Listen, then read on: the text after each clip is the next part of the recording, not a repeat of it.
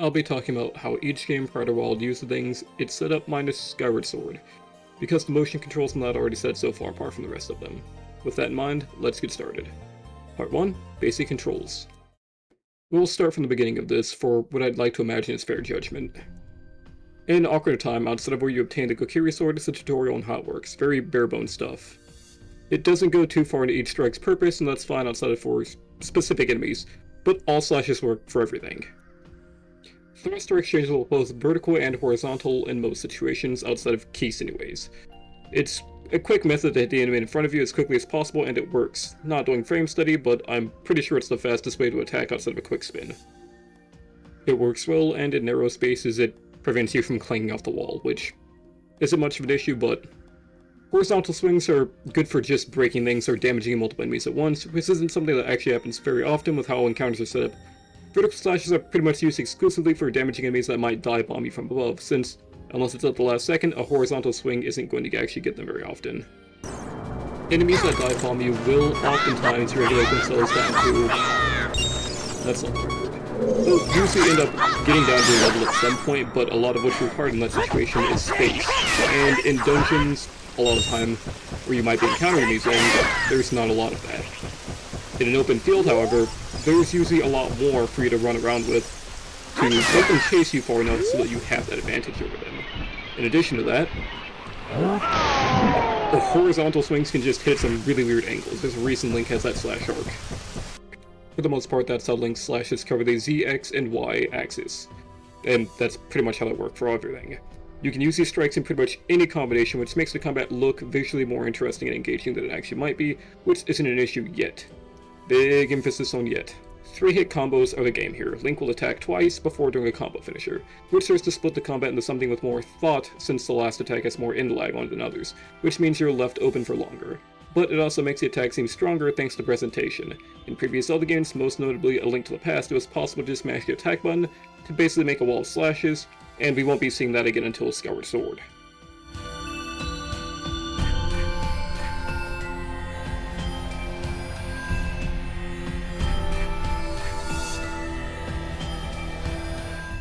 Rotating the analog stick once and hitting the attack button quickly allows you to do a quick spin. Probably the best way to attack and defend yourself if the enemy is always going to be vulnerable. This usually works well for creature type enemies like Gohmas and things that generally have to jump into you to attack you directly. It'll do a phenomenal job against them. In addition to this, we have Link's next sword technique, the jump attack. It deals double damage.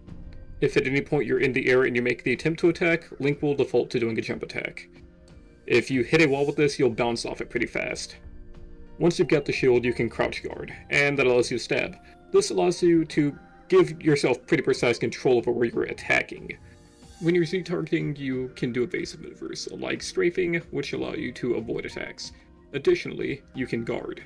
Something I'd like you to keep in mind here is that this is Z-targeting without guarding, and that is guarding, which means you can lock onto enemies without guarding. That means you have to be more careful about whenever you're choosing to attack and choosing to defend. Next up, Majora's Mask. Because Link plays exactly the same in this game, we're moving on to it next. Because the tutorial for combat is slightly more in-depth and helps if you didn't take your time in the Force before you get digivolved into Dekumon. The Novice course teaches about dodging, rolling, and backflipping before teaching about the different types of sword slashes and sending you on your way, except for the shield thrust. Sideways jumps are great for quick evasion and fights, as well as just getting around. If an enemy is speeding towards you, it's usually a go-to for avoiding a strike. Roll attacks are a bit of a mixed bag. If used right, you can basically make yourself invincible. Link will show damage sparks but take 0. This can have weird interactions though, and it doesn't always work out. Backflipping is simple. Evade backwards and upwards to get away from foes, or occasionally up on a ledge or odd spot. So, wheeling around to the strikes now, we've got the horizontal cut. You just hit B. No Z targeting, no directional input, just plain B. After that, the vertical cut. As we've already discussed, it's great for hitting enemies that are overhead or coming up behind you. If you try to press forward while you're Z-targeting, you'll stab like I just did. So normally you just want to lock onto an enemy and hit the B button. After that is the thrust, which is done by locking on, moving forward, and attacking. All pretty intuitive stuff. Next up, we've got the jump attack. Again, it deals double damage. You just get an active display of what to do. You just hop in, and bam. That's pretty much it. The more advanced sword course is a little minigame where you basically just have to jump attack 15 logs in a row. So I'm going to let the segment play out, but I'm also just going to ramble about other stuff at this time. All on subject mind. So all in all, the basis for how Zelda Swordplay works in 3D has pretty much been written, and it's pretty simple. This isn't a bad thing, as Ocarina of Time and Majora's Mask never try to give more sword techniques to play around with that add any more complex layers to the combat or anything. It's just another tool for interacting with the game's two types of puzzles. The active puzzles, enemies, and passive puzzles, the ones given to you by either dungeons or the story. Active puzzles are also things that have, like, I don't know, traps at the end of them, that if you don't solve them fast enough, you either take damage or are forced to reset the entire room. I'll go through a few mini-bosses and boss battles to properly explain this in case it's still a bit hazy here in the moment. Think of it like this though, Link's hearts relative to the damage of the enemy are the amount of mistakes or retries you can afford to make during a dungeon. You can leave during a dungeon or find ways to increase or reset the amount of mistakes you can make, but different mistakes obviously cost you a different amount of points. Nearly every fight in this game can be seen as a puzzle. The puzzle here is as follows. There are two Iron Knuckles, mini-bosses you faced before that don't begin moving until they're damaged. You can damage one, or both of them. That will decide the difficulty of the overall problem. If you damage both, they move at around the same speed, making it tricky to find time to damage them. That's what we're going to do, because the game gives us options and ways to damage them. On that note, ever played the WarioWare games?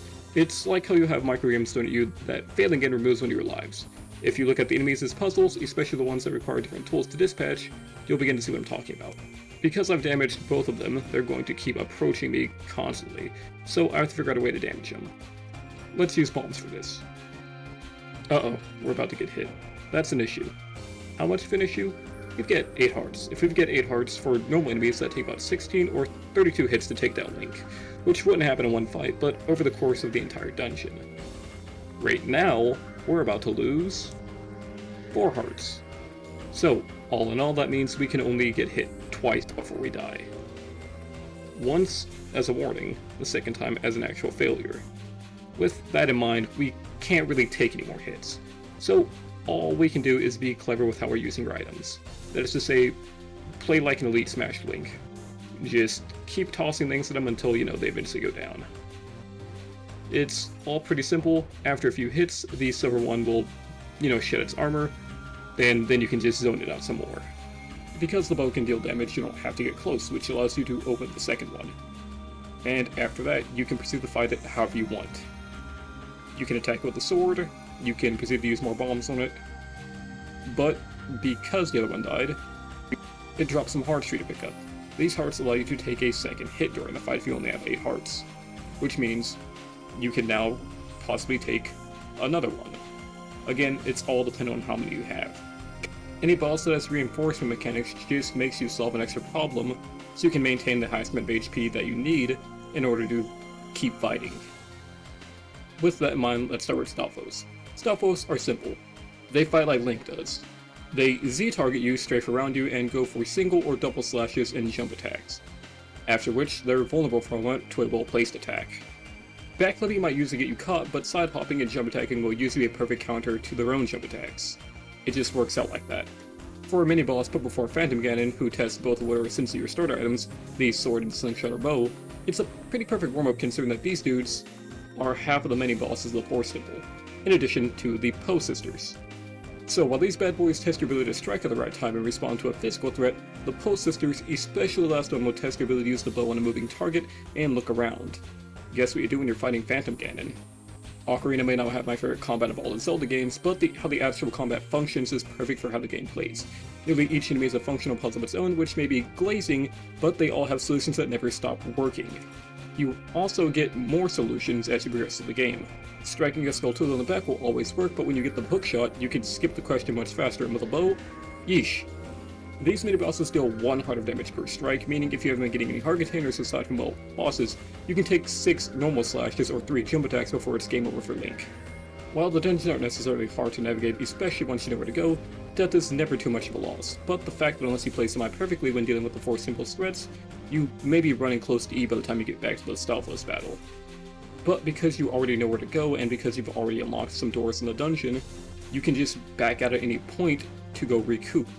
Do that, or you can just destroy a bunch of jars by running in and out the same doors until the items respawn, and just deal with things that way. It's a bit of a neat flow.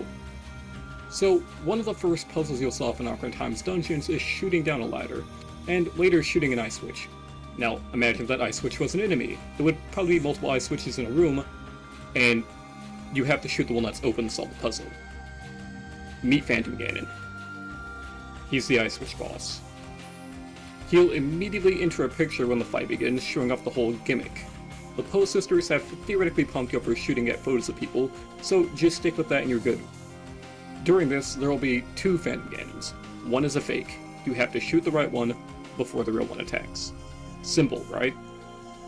Because of his height above you, you can't reach him with your sword in any way, shape, or form, which should definitely tell you that you're using the wrong tool in case you hadn't yet picked up on that. So you should be trying to shoot him. And even if you don't dome him the moment he comes out, you still got time until he reaches the middle of the stadium to correct that error if you don't want an attack being launched. That should hopefully give you time to prepare lest anything tragic happens. And if you can't do that, it's a short trick back to the game over screen. Phantom Ganon's attacks deal 2 hearts of damage during this phase. This is theoretically easy, you just have to make sure you aim at the right one, of which there are only 2 and you've got a nice chunk of time before he actually attacks. This is a puzzle you've been solving since the beginning of the game, turned into a boss. You should be able to do this, it's simple. So, this attack doing large amounts of damage thanks to it being easy to prevent makes perfect sense to me. This attack doesn't hit the entire arena, meaning if you somehow mess it up, then you still get a way to salvage the situation. You just have to repeat this cycle, and again, if you get 6 or even 5 hearts, you can still make 2 mistakes before things get dangerous. You just need to listen to the sound of the hose and fire at the portal entrance when it opens, and even better, you just need 3 arrows to clear this phase. The base quiver gives you 30 to work with, meaning if you somehow fire 10 at him when he comes out, as long as 1 hits, you're all good. Unfortunately, I don't think there's a way to restock mid-fight if you run out, so you just have to make every shot count. So, to reiterate, don't waste those arrows, and deal with them accordingly before anything bad happens. Because if you don't, there's going to be an issue, and that issue usually tends to result in death. Now that's an oopsie. So, for an actual attempt, I'm pretty sure you can fire on the moment he's visible through the dark portal, but also, trust Navi, she'll let you know the exact moment you can target this douche. Call me crazy, but I'm also pretty sure the sound of the host gives away which one is actually him too. I haven't actually looked into that, so let me know if that's misinfo. The best way to take care of this boss is to identify where he's coming from by looking around first. Get a good viewpoint by standing in the middle, and pressing the Z button to instantly focus your camera in that direction. Then once you've got that, give him a shot. By doing this, you won't get surprised if he happens to come out of one that you haven't seen yet. As long as you know where at least one of them is coming from, and you know where the other one is coming from, it's always a 50-50 chance if that's the right one. With those 3 hits, we're on to the next phase. So for this, you just lock on and hit the attack button. It's all about timing, and that's pretty much it. You time your strike, you hit them. It's that simple. Hitting things that are approaching is something you've been doing the whole game up until this point, but this fight is really a test to see if you're good at making use of the camera to tell the difference between you and his attacks. It's simple, but also these attacks deal 1 hard damage instead of 2. It's a bit more difficult to do, so it's nice to give you a little bit of breathing space, so you have that leeway. You can fail up to 6 times before, seeing the game over screen. Or rather 5 with that 6 sending you back there. Navi's hint is to attack his attack, which might seem a bit odd, but it's just Dead Man's Volley. I'm not sure what the criteria is for him failing to reflect it is, but it seems to be pretty hit or miss, so just stay stronger in the fight and you've got it. Just keep the cycle going, and eventually, he'll go down without a problem. You hit him a few times, and then the cycle resets. Like, it could also just be speed, but sometimes he doesn't really put up a fight. Genuinely, I think every boss after this kind of falls off on the amount of, creativity and effort that goes into it, or at least I very much feel that way. Because of the fact that even though, sure, this is just Agnahem's fight from Link to the Past all over again, it's a really interesting way to tie everything together. Show you, that this guy is a big bad, or at least some variant of him. It's familiar territory being taken into a new space. An old enemy being reimagined in a new way. It's a little bit weird that sometimes you can send off his attacks in other directions, but then you occasionally get moments like this that don't really make sense either. It's a little jank, and it doesn't take much to actually kill this guy, but that's if you're actually attacking him every time you get the chance, and actually beating the shit out of him. This is my favorite boss fight in Ocarina because of the fact it's got two phases that blend things together well instead of a singular objective. Normally, the entire fight has one objective that gets broken up by something like boulders with Volgavia, Morphle using two tendrils, Bongo being easy to beat if you know you can slash his hands, and so on. I might do a boss review in a short format or something like that, but I'm just talking about stuff like this to highlight standards for points later. Like how Twinmold has two phases, but they don't really change up much besides having a more clear target and asking to be able to tell left from right. It's also got the reflection gimmick, but you're fighting a magic Octorok or Deku Scrub without a bow, which means you just have to reflect their attacks. It's not much of anything on this level. So, how does this build on to the final boss? Well, let's go over that. When we get to the Great King of Evil, Ganondorf, if you've only been collecting mandatory heart containers, you'll have 11 hearts, and if you double your defense, that'll basically make it 22. Phantom Ganon's surprise attack did 2 hearts of damage, his spears did 1. Ganon's will deal quite a bit more. Additionally, they get much faster, much quicker, and they deal 3 hearts of damage, meaning if you only do have 11 hearts, you can afford to get hit 3 times before the 4th costs you everything. I think a lot of the stress is alleviated by the fact that you can't send them off in random directions. These ones always go back to Ganondorf. And while Navi can help you lock one to Ganondorf to give you a more distance view, Inverse Shadow, illuminating the ground below them so you can tell where they are in relation to Link. Attacks involving magic tend to darken the air around them, and Ganondorf has his own secondary level magic attack. A spin attack of any level will reflect this, and it's neat that they do this. It's a bit risky though, since it can put you in a state where you don't have what you need to properly continue the fight. But spin attacks are just hilarious in this game anyways. You see how that hit Link right on his dome and still went flying back into him? It really lets you do some dumb stuff. Like, check out these trades. Sure, I get hit, but it pretty much lets you cover any situation in an instant. Going into Majora's Mask, the mini-bosses and bosses don't really seem like they will build on each other at all, which is fine. The Dinolfos, Gekkos, Wizrobe, Wart, and both the Gomez and Garo Master are great to fight on their own, and work amazingly as standalone enemies. They still utilize the puzzle combat elements extremely well, if not better than Ocarina, thanks to each one actually bringing its own things to the table. But also the relation between what you learn from the mini-boss and dungeon before final boss really falls off in Ocarina of Time after the first dungeon. The first adult dungeon, anyways. The flame dances don't really teach you anything about dealing with Volgavia, which is far more similar to trying to catch Link than anything else. Which is fine, relating them too much in both design and plan of attack when they already share an element would be a bit much, but it did work out for the Forest Temple. Volgavia is a game of whack-a-mole, and while you can shoot him with the bow, he'll flash throughout the signal by taking damage, but I'm not actually sure if it does anything. Dark Link is a better boss and only slightly more difficult than Morpha, whose entire thing is them being the master of water, and that ain't saying much, because apparently the entire reason Zora's domain is frozen is because of them, but it makes zero use of any ice elements. Sure, I can call that a leftover when the Water Temple was the Ice Temple, but that boss legitimately makes me wish it was still the Ice Temple, since dealing with bad traction and the potential of an attack where the ice spikes fall from the ceiling, chasing you down, would have been a better version of the boulders from the second adult boss battle, Volgavia. Additionally, having it so if Link was running far ahead and around an arena of the same size, it could result in firing a breath of ice to freeze him so it could drop spikes on him, which would be infinitely better than just dealing with a water tentacle trying to grab you, or when you fall in the water, nothing really happening. I like to think of the bottom of the wall as the first half of the Shadow Temple, and the Lens of Truth is the actual dungeon item. The hover boots are nice, but the fact you fight the Dead Hand twice, essentially back-to-back with only 2 puzzles put in between them, and with the Dead Hand being, again, a mini-boss that you fight first as a child, and then refight as an adult, it's a lot easier on the second time, but also you can tell what it's about to do, thanks to the fact you now have the Lens of Truth. It's much easier, and the Shadow Temple just has more of a reliance on the Lens of Truth than, anything else. You have to be able to tell where those invisible platforms are and stuff like that. Hover Boots really help for traversal, but as far as an item that you are actively using and not just wearing 24/7 as a passive effect, I don't know. It just feels like the Force Temple sets a high bar that isn't really met again during the game for me.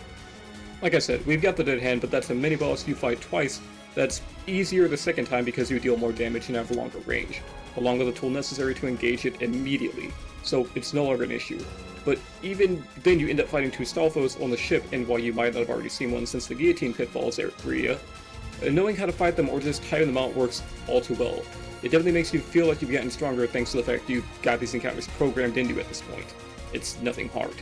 The Spirit Temple gives you another Stalfos, and the Iron Knuckles just kind of feels conceptually tiring to keep running into those guys after so long. They're fine enemies, but the lack of any consistent mix-up in the arenas or other factors to worry about makes them less engaging. Even more so if you know about quick-spinning them into oblivion. Also, the dungeon's passive puzzles teach you more about combating the boss than anything else here, but also, this is like the third dungeon to reuse the Stalfos and ghost or spiritual enemies. The Forest Temple has Pose, Bubbles, and Stalfos, and, you know, the supernatural feeling to it while explored. The Shadow Temple has Redeads, the Dead Hand, and Stalfos. The Spirit Temple has Stalfos, Anubis, and Bubbles as well. But the Forest Temple also had those. It just seems like they wanted to try the same theme out multiple times while relying on different aspects of it, which is fine. But I think they should have at least given those enemies a rest. Majora's Mask definitely feels like a proper sequel that immediately gets into what was happening before. It gives very little time for, like, the same level of puzzles, even if they aren't, like, very far off. The fights are immediately more difficult than what you faced in Ocarina of Time starting off, too. Blame less dungeons, but I think it's just a better experience. You've got, I don't know, the Lizalfos as your first mini-boss in Ocarina of Time. And then, in contrast, the Dinolfos may push newer players who fall victim to it at least once to switch to Hylian Link since his Fire Breath will instantly reset the fight. All you really have to do for the fight is learn how to lock onto an enemy and mean it. Tad will tell you that much if you ask. Pretty much just staying locked on, defending, and staying clear of the Fire Breath is all you need to do to win. He doesn't have any horizontal sweeping attacks aside from the Fire Breath, just a vertical swing on both his jump attack and normal slice. Instead of dealing with, like, 3 jumping Lizalfos, you now have to contend against one who is going to be much more aggressive than they were. His attacks don't do a lot of damage, but it's enough to be a bit of a threat if you've only got those 3 hearts you start the game with. That means you can only get hit 12 times until you're dead. He's not as agile as Lizalfos, but you're also not fighting him over a pit of fires, which means you don't have to be as agile. You just have to show off that you know how to use the systems of the game, which is good. Or, you know, get him in a corner where he can't really run away from you. Additionally, they strafe just fast enough that jump attacks will usually fail if you're just trying to raw dog those. Snappers are here for a formal lesson too, if you didn't pick up on how to defeat them in the Temu Lost Woods. If you have the bomb mask, it's simple to clean them up, and if you've got bombs, it's also kind of simple to clean them up. If not, you'll have to resort to a deck of flowers scattered across the room. Gekko are their own thing though. Something else. I'd love to see these guys return. They're really goofy, and that's their entire shtick. They hop around, try to punch or kick you, and have a little mean uppercut, but all in all their attacks deal insanely low amounts of damage for how much wind-up is on them. This is something that should be cleared quick. You shouldn't be getting hit by these dudes. Because they hop towards you and you've got a sword, it should be incredibly simple to just beat them up. They're meant to be the kind of enemies you see in a show that are just complete goofballs who get messed up. And in 3 small payments of 50 rupees, would then call for help. So summon a snapper, and if you're familiar with how to fight these guys from the previous rooms, this will be a cakewalk, because you do it the exact same way. You can switch over to Deku Link, get into a flower, throw a bomb, or use the bomb mask. All things that you have access and the possibility of getting before you get to this room. You can handle this all as normal Link, but this is also one of the first fights in the game that will ask you to actually switch between Link and his other forms. This snapper in particular will never flip over, so it's vulnerable, and you can't use it to send the Gekko back to square one. He'll crawl around the ceiling and you can lock on to make things much more simple, but this is also the first time the game will probably be asking you to do something like this too. So when you flip the Gekko over, he'll usually drop arrows for you to use so you don't Phantom Ganon phase 1 yourself. It really shows how considerate they are being with this type of thing. Despite having those limited resources, the game gives you plenty of opportunities to restock on them, so you don't have to deal with, you know, getting yourself killed just to try again. So, taking into account that the dungeon asks us to make sure we know how to fight, as well as are using our tools wisely, Odolwa is probably my peak Majora's Mask boss.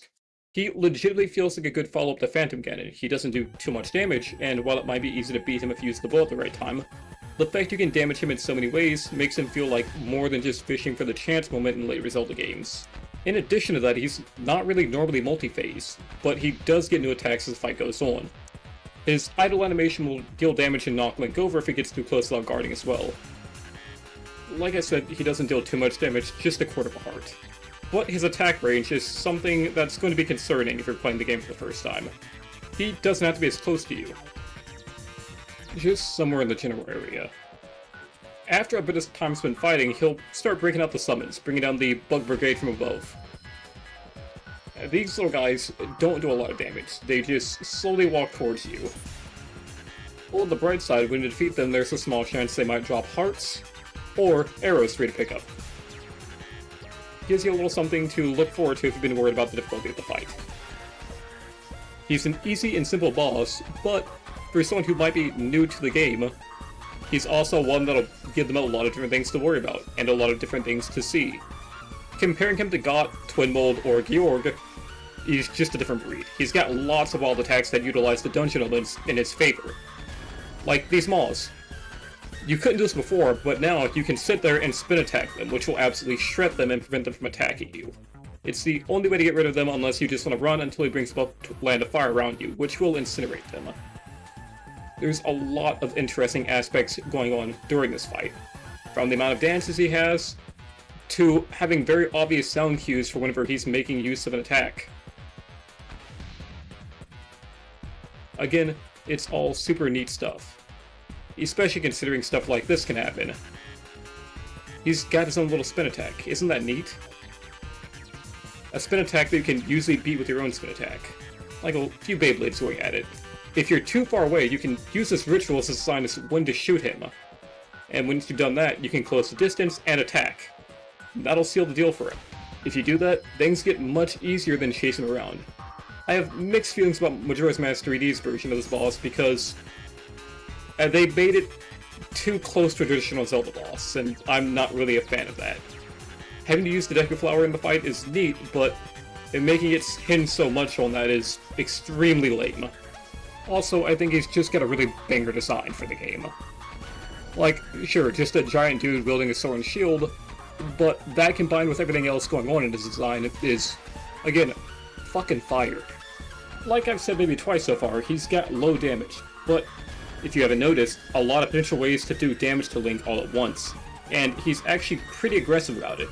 Instead of launching one attack and then running away for like 5 to 10 seconds and then trying to hit you with another one that requires you to come close to him, he'll just actively attack you, which is cool. If you're struggling with the fight, there are plenty of ways to heal yourself during it, which is nice all things considered. There isn't much of a trek here, but with the same time requirement running back and forth might be worrisome for some, especially if it's getting close to the night of the third day. It's just got a lot of neat qualities to it, like the Palm Flowers being a second or tertiary way to get rid of the moss. Check that out. You pick up the bonfire, it lights the fuse on it, and the moss swarm it, allowing stuff like this to happen. Like, there isn't another boss in this game that gives you that many ways to interact with their moveset. There's just so much room for potential back and forth here that I legitimately believe it is unmatched by anything else in, like, the Nintendo 64 era of this game. It's just a shame that, again, he deals such low damage. He's easy to deal with, but for a newer player, it's going to be something special. At least, I think so.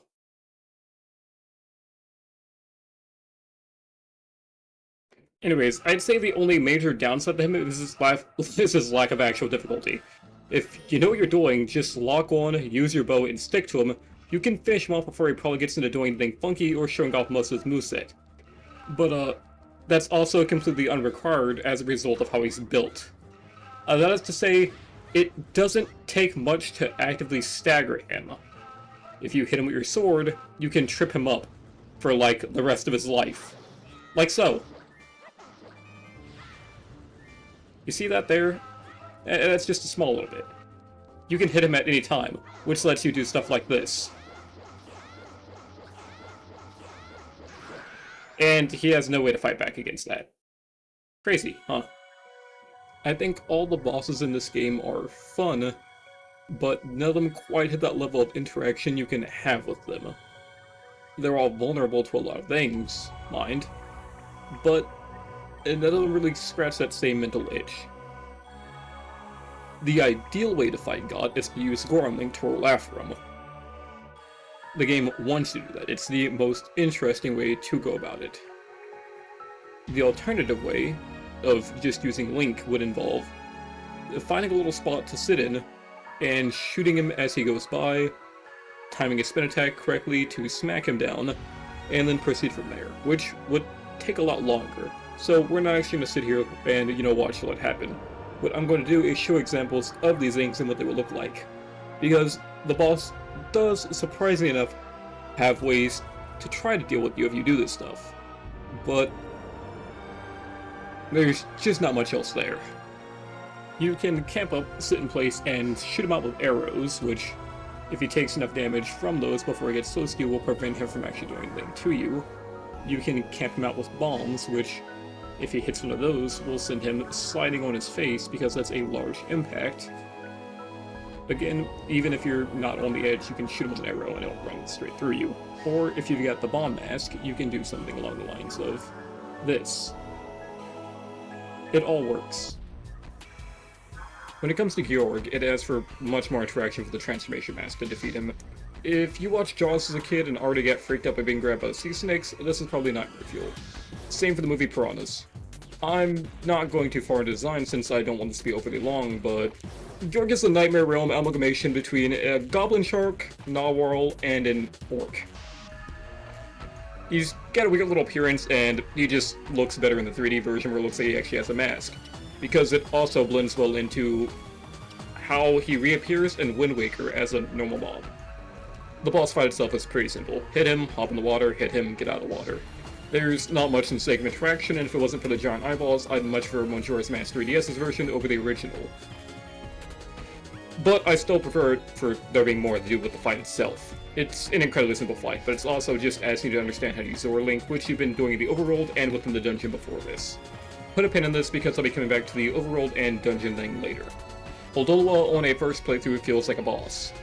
Goht feels like a fun little minigame, and it's a little test for the Goron racing you're going to be doing soon. Gyorg, on the other hand, doesn't really feel like much. It's kind of like the Octorok shooting minigame, but if you had to swim down there and then punch an Octorok afterwards. Twinmold's just something else altogether. I don't want to talk about that boss yet. But all in all, it's just a really simple fight. There's not much to it. What really kills this for me is the fact it's an example on something you've already been doing for such a long time. It's like if you've, taken driver's ed, driven, gotten your license, and then like a week later asking you, alright, take your driver's exam again. Like, you've already done this, you already know what to do. Now you just need to do it again for some reason? I don't know, it just feels off to me. Anyways, moving on to attacks. If you're on the platform, then Gyorg will bump it. If you jump around during this by backflipping or side hopping, he can't really do shit about it. If you spin attack at the right time when he passes by, you'll just cut him on the way by without taking any damage, and he'll land in the water damage. It's pretty cool. I don't think you'll ever, naturally pull it off unless you know exactly what's about to happen, but it looks cool. Twinmold is also cool. It's a boss battle, just not one to particularly enjoy either. If you get upgraded magic from Snowhead, it can be fun. If you realize you're going to use a ton of MP, using the light arrows and get Shadow Money, it can be fun. If you're running through without upgrades to your magic meter, it's going to be a slog. You might even die. Twinmold is interesting because it does everything Twilight Princess Ganon could never imagine doing, and it rewards you for at least being prepared for the fight. It's extreme spectacle, and that's fine, but only if you're prepared for the fight. If you're not, it's going to be one of the most dog-water things ever. Twinmold's tail and maybe its neck are vulnerable to arrows, and your sword regardless of size. The issue is if you run out of MP, you've got 30 arrows before your hearts become the only thing that'll let you actually kill them. When your giant Twinmold does a quarter of a heart of damage. Extremely laughable at this point in the game, or even if you've only been picking up boss hearts, you get 6. That lets you get hit 24 times. Meaning you can get hit 23 times with no worries, and you'll probably have at least 2 bottles by this point. More if you didn't want to suffer while gathering the loose eggs. But when you're normal size, these things do 1 full heart of damage, and that'll add up quick since Twinmold loves to come up from under Link, dealing an immediate heart of damage. They'll also dive bomb if you're on a platform for too long. Not directly, but at an angle. I just personally don't like this fight because I always come prepared. Because I know what I'm going to be dealing with, meaning that with double defense, you've got effectively doubled hearts. That means 12 hits if you're doing things the hard way, and still basically 24 if you're doing things easily. But also because I've got doubled MP, I'm not doing things the hard way. Because I knew I was going to be clearing Stone Temple one trip, I got Chateau Romani, meaning I've got infinite MP. I've also got the Gilded Sword because it looks sick, but that just means I can hit them 5 times till the fight is over because there's no vulnerable phase.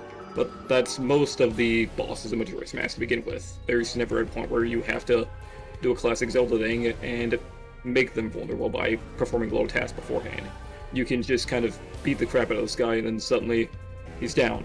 It feels extremely nitpicky of me to say this about Twinmold, but having praised it on Odolwa, it's just that with this, you've already got everything. There's no limiting factors where you have to really think carefully about it, because you've probably been doing stuff as the game goes on.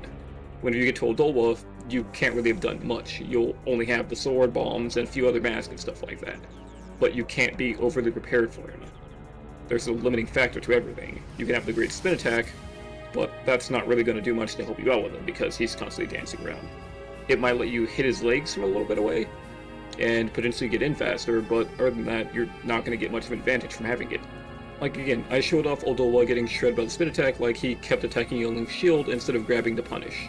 At this point in the game, there's no reason to not show up prepared to the fight. Even if you don't have doubled MP or HP, you probably did the Romani Rand storyline through to completion to make Goron racing easier and to just see what was up with it. Meaning that you don't need double magic because it's unlimited.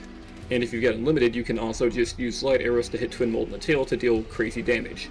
I think it also just takes 5 hits to kill him. I really like what Majora's Mask 3 did with this fight. I think having there be a power difference between the molds really lets it down though. It would have been neat to have a boss battle that actively gets easier as it goes on as a contrast, having the two come out at full strength because they're twins, only to get supremely much weaker once there's, you know, one of them around, would have been fucking great. Plus, it giving the ability to fight with both ways in one battle is cool, along with just making Giant Link a goof. 3D did a number on Odolwa and Goht, but it also shaped up the other two bosses. There just isn't a lot I can actually say. The fight's fine, but the level of interactivity is down, which is kind of disappointing because otherwise, Link's kit is pretty stagnant inside the mask. But it makes sense to have this crazy spectacle in a cool arena we only really get to see something similar to in the Moon. It's what players believe might be the final boss. That'd be too good to be true, but it makes sense to have, again, giant spectacle for this. You want something fancy, you want them to have something to look forward to, and it does that job extremely well because, quite literally, there's nothing else like this anywhere in the series where some shit like this happens. It's cool. Moving on to Majora, I think he's a really cool boss because every mask has a way to contribute. Deku Link can beat him like he would a snapper. It's cool. Goron Link at least takes no damage from the Beyblade attack, giving you invincibility from it. You can also just punch him through that, but the fact you won't take damage from that is cool. Zora Link has the boomerangs. You can strike him down out of the air from that. It's just neat. Everyone has a way to fight against him. Link himself can spin attack to beat its spin attack, opening it up to a follow-up strike. Even without MP, it works, and that's cool. Additionally, like Twinrova, it'll fire a beam at you that you can reflect with the Mirror Shield. You can use this to damage it and its allies throughout the room. Boss fight-wise, though, he's a Skulltula, Snapper, and a Beamos, all put into one enemy. That's his attack strategy. You can't hit him from the front, he'll spin into you, so you have to find some way to interrupt that attack, and then you can attack him. After all, he'll shoot a laser. Majora's incarnation is also simple. It's mostly a time waster, though. It'll run around the room and dance while high-energy music plays, but it's still really chaotic. Its only attack is Vegeta's technique, where it'll launch multiple energy volleys at you. Or in that, it'll run around and try and waste your time. Not that time matters anymore, but you can be like Goht and Gyorg, you just run into it. So, if you've got the MP for it, you can do this little maneuver, spin around the room, hit him in the legs, and then bounce on it till it's dead. You just Sonic the Hedgehog out of him. You could also probably start this with Deku or Vanilla Link and just spin attack him with either one of those until he goes down. But it's easier to just Goron pound him into the dirt. He can't really stand up to that. Majora's Wrath is a really unique boss. He can attack you from any point in the room and your guarding doesn't really do anything against him. He'll repeatedly harass you from any distance he can, leap around the room, and is extremely agile. And he's got a humanoid shape.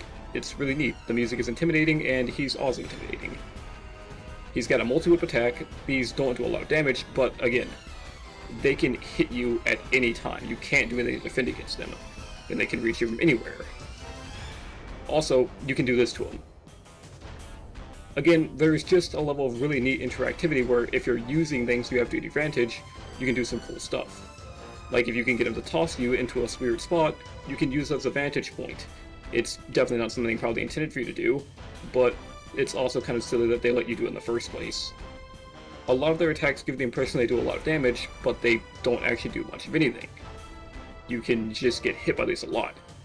But it makes sense because you just waited 3 days for this. And if you lose, you've got to start from the beginning with only 3 hearts and be scrounged up, so I'm not really upset about it. I just really wish the bosses managed to keep the quality of Odolwa going forward. I do realize it's a bit much to ask for attacks that have multiple possible solutions to them, as well as new ones to be incorporated as the fight goes on, rather than just through taking damage. But man, it'd be great. I really like these bosses offer more than one way to skin them without the additional way being something so out of left field it's crazy. At the same time, it's also easy to imagine what could have been or what would be like too. And that's pretty much it. They've just got a neat level of ways to actively fight with them, and while I love Wind Waker, I kind of wish the bosses would stay like this, giving you multiple ways to take them on. But it's also just not really sustainable. Speaking of Wind Waker, Wind Waker's combat is a lot more actiony than both Majora's Mask and Ocarina, by a long shot. But it works well. The game actually gives you a combat tutorial, and you don't get a shield for a little bit until after this. And I genuinely believe that's because they want you to take a more proactive approach in combat. They want you to be more aggressive. Additionally, Link's moveset is far flashier than ever before. Let me tell you. Like, it's actually kind of insane how cracked this kid was starting out. Like, I know he's not the chosen hero, but instead of a 3-hit combo, he's got 4 now. He'll slash 4 times, with the last 2 being completely out of nowhere. Like before, it's the first 2 slashes, with the 3rd and 4th being unique. That aspect is still the same. Directional slashes are also still the same, though they don't serve too much of a purpose here either. It's not to the amount we'll start seeing later, but what's extremely cool is he's the only 3D Link outside of the Warriors installments to just incorporate a spin attack into the combo. And yeah, the others can quick spin, but this dude comes out with a Shoryuken with a sword and follows it with a spin attack. Like, sure, Twilight can just charge that motherfucker up while running, it's hilarious, but I mentally picture being more of a bludgeon than anything sharp because of how strong that dude is. Also, hey, check this out. You see the way the sword bends? It's really cool, but also really funny if you notice it. A lot of this kid's spinning so quick, he's actively bending the metal, or the sword is rubber, like everything else in this damn game. And for the capstone of the sword training, the parry. You wait for an enemy to attack, and then you hit the A button. It's basically a Kingdom Hearts 2 reaction command, or maybe it's the other way around depending on which one released first, which I'm pretty sure Wind Waker was. It's neat. Short little QTE, and it's also the same way that you end the final boss battle. He teaches you basically everything about regular sword combat before he sends you on your way. Also, something I neglected to mention is that you cannot shield stab. Your shield is just for guarding this time around. Today's mini-boss is just a back-to-back brawl, nothing too crazy. Easily to mentally check that the bozos are probably sent here by Ganondorf to torment Valoo and take care of anyone who gets too close, so that they can do his, plan. The thing is, it's just a simple fight. There's nothing too crazy here, you've fought these guys before. This is just the same green Bokoblin type that you had to deal with when you were finishing out the Forsaken Fortress. They're nothing too sturdy, it's just a quick way to be cool. But then, you get met with one of the other big bads you saw later. The dudes who are walking around who you haven't had a chance to fight yet. And let me tell you something, these guys hit hard. In Ocarina, a lot of the enemies during your first dungeon will deal maybe just like a quarter heart of damage, nothing too crazy. With Wind Waker being more action-oriented, attacks deal more damage. That was a quarter heart of damage, and that was a whole heart of damage. The game gives you plenty of resources to heal, but again, it wants you to fight. It wants you to be good at fighting, and that's why enemies have things like this. They've got get-off-me attacks to create some distance between the two of you. The distance you fly from this is not normal. You fly a crazy long amount of distance between them so they can regain the weapon. If you get too close to them after that, they immediately launch an attack with no wind-up. It's a bit crazy because the game wants you to fight, but it also wants it to be an interesting fight. So they don't just sit back and wait for you to do stuff. but if you try to be too eager, they will smack the shit out of you. So Wind Waker's first dungeon follows the Dodongo's Cavern strategy. That being, even before you get to this point, you've been using the grappling hook since Nico's training. You've been doing this for a while, so the game knows what you're doing. It just lets you do it yourself now. Every time you swung on a rope, you've been using the grappling hook, just without aiming. It's nice for them to show you how to do something multiple times without knowingly using an item before granting it to you in the form of an item. So you've already got more than enough of an idea of what to do and no longer really need an extensive tutorial on how to do it before you're on your way. It's just a quick refresher. I forget to mention, this mini-boss does nothing to show you how to interact with Gohma. However, just like Dodongo's Cavern, because you've been using the item for so long, you'll probably have some idea of what to do with it. Again, super simple. I know I just repeated myself multiple times there, but it really pounds in how this thing works and what it can be used for. It's good. I like this. Gohma, the first boss, again, is kind of neat. If you look around the room instead of just rushing in, you might notice something.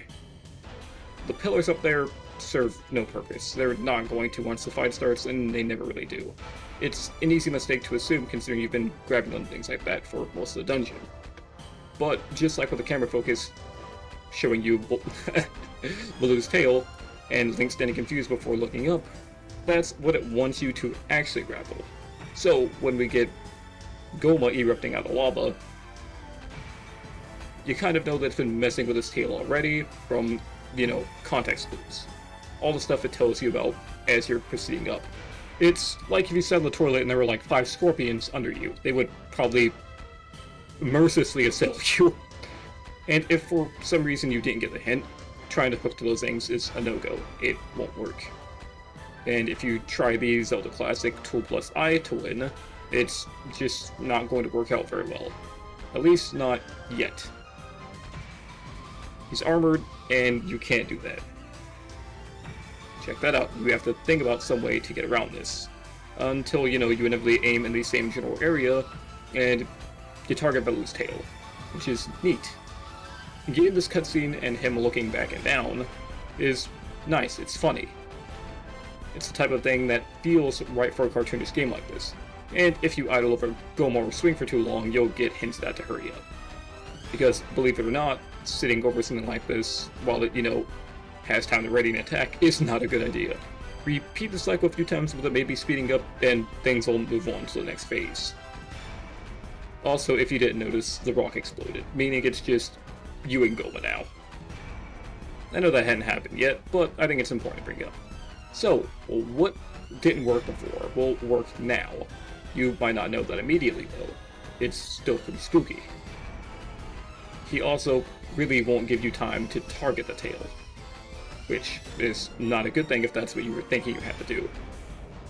So you're dealing with him with no more stage hazards, and you don't know what to do to win. So, what about the classic? You can pull in him, and just beat the crap out of him. It's nice. The power feels like it's on the other shoe now. Like, you are the one with the means to defeat him, and there's not a lot you can do about it. You get to pull in this massive creature that has been giving you shit for probably the last, 2 minutes, and now you can just beat the hell out of him.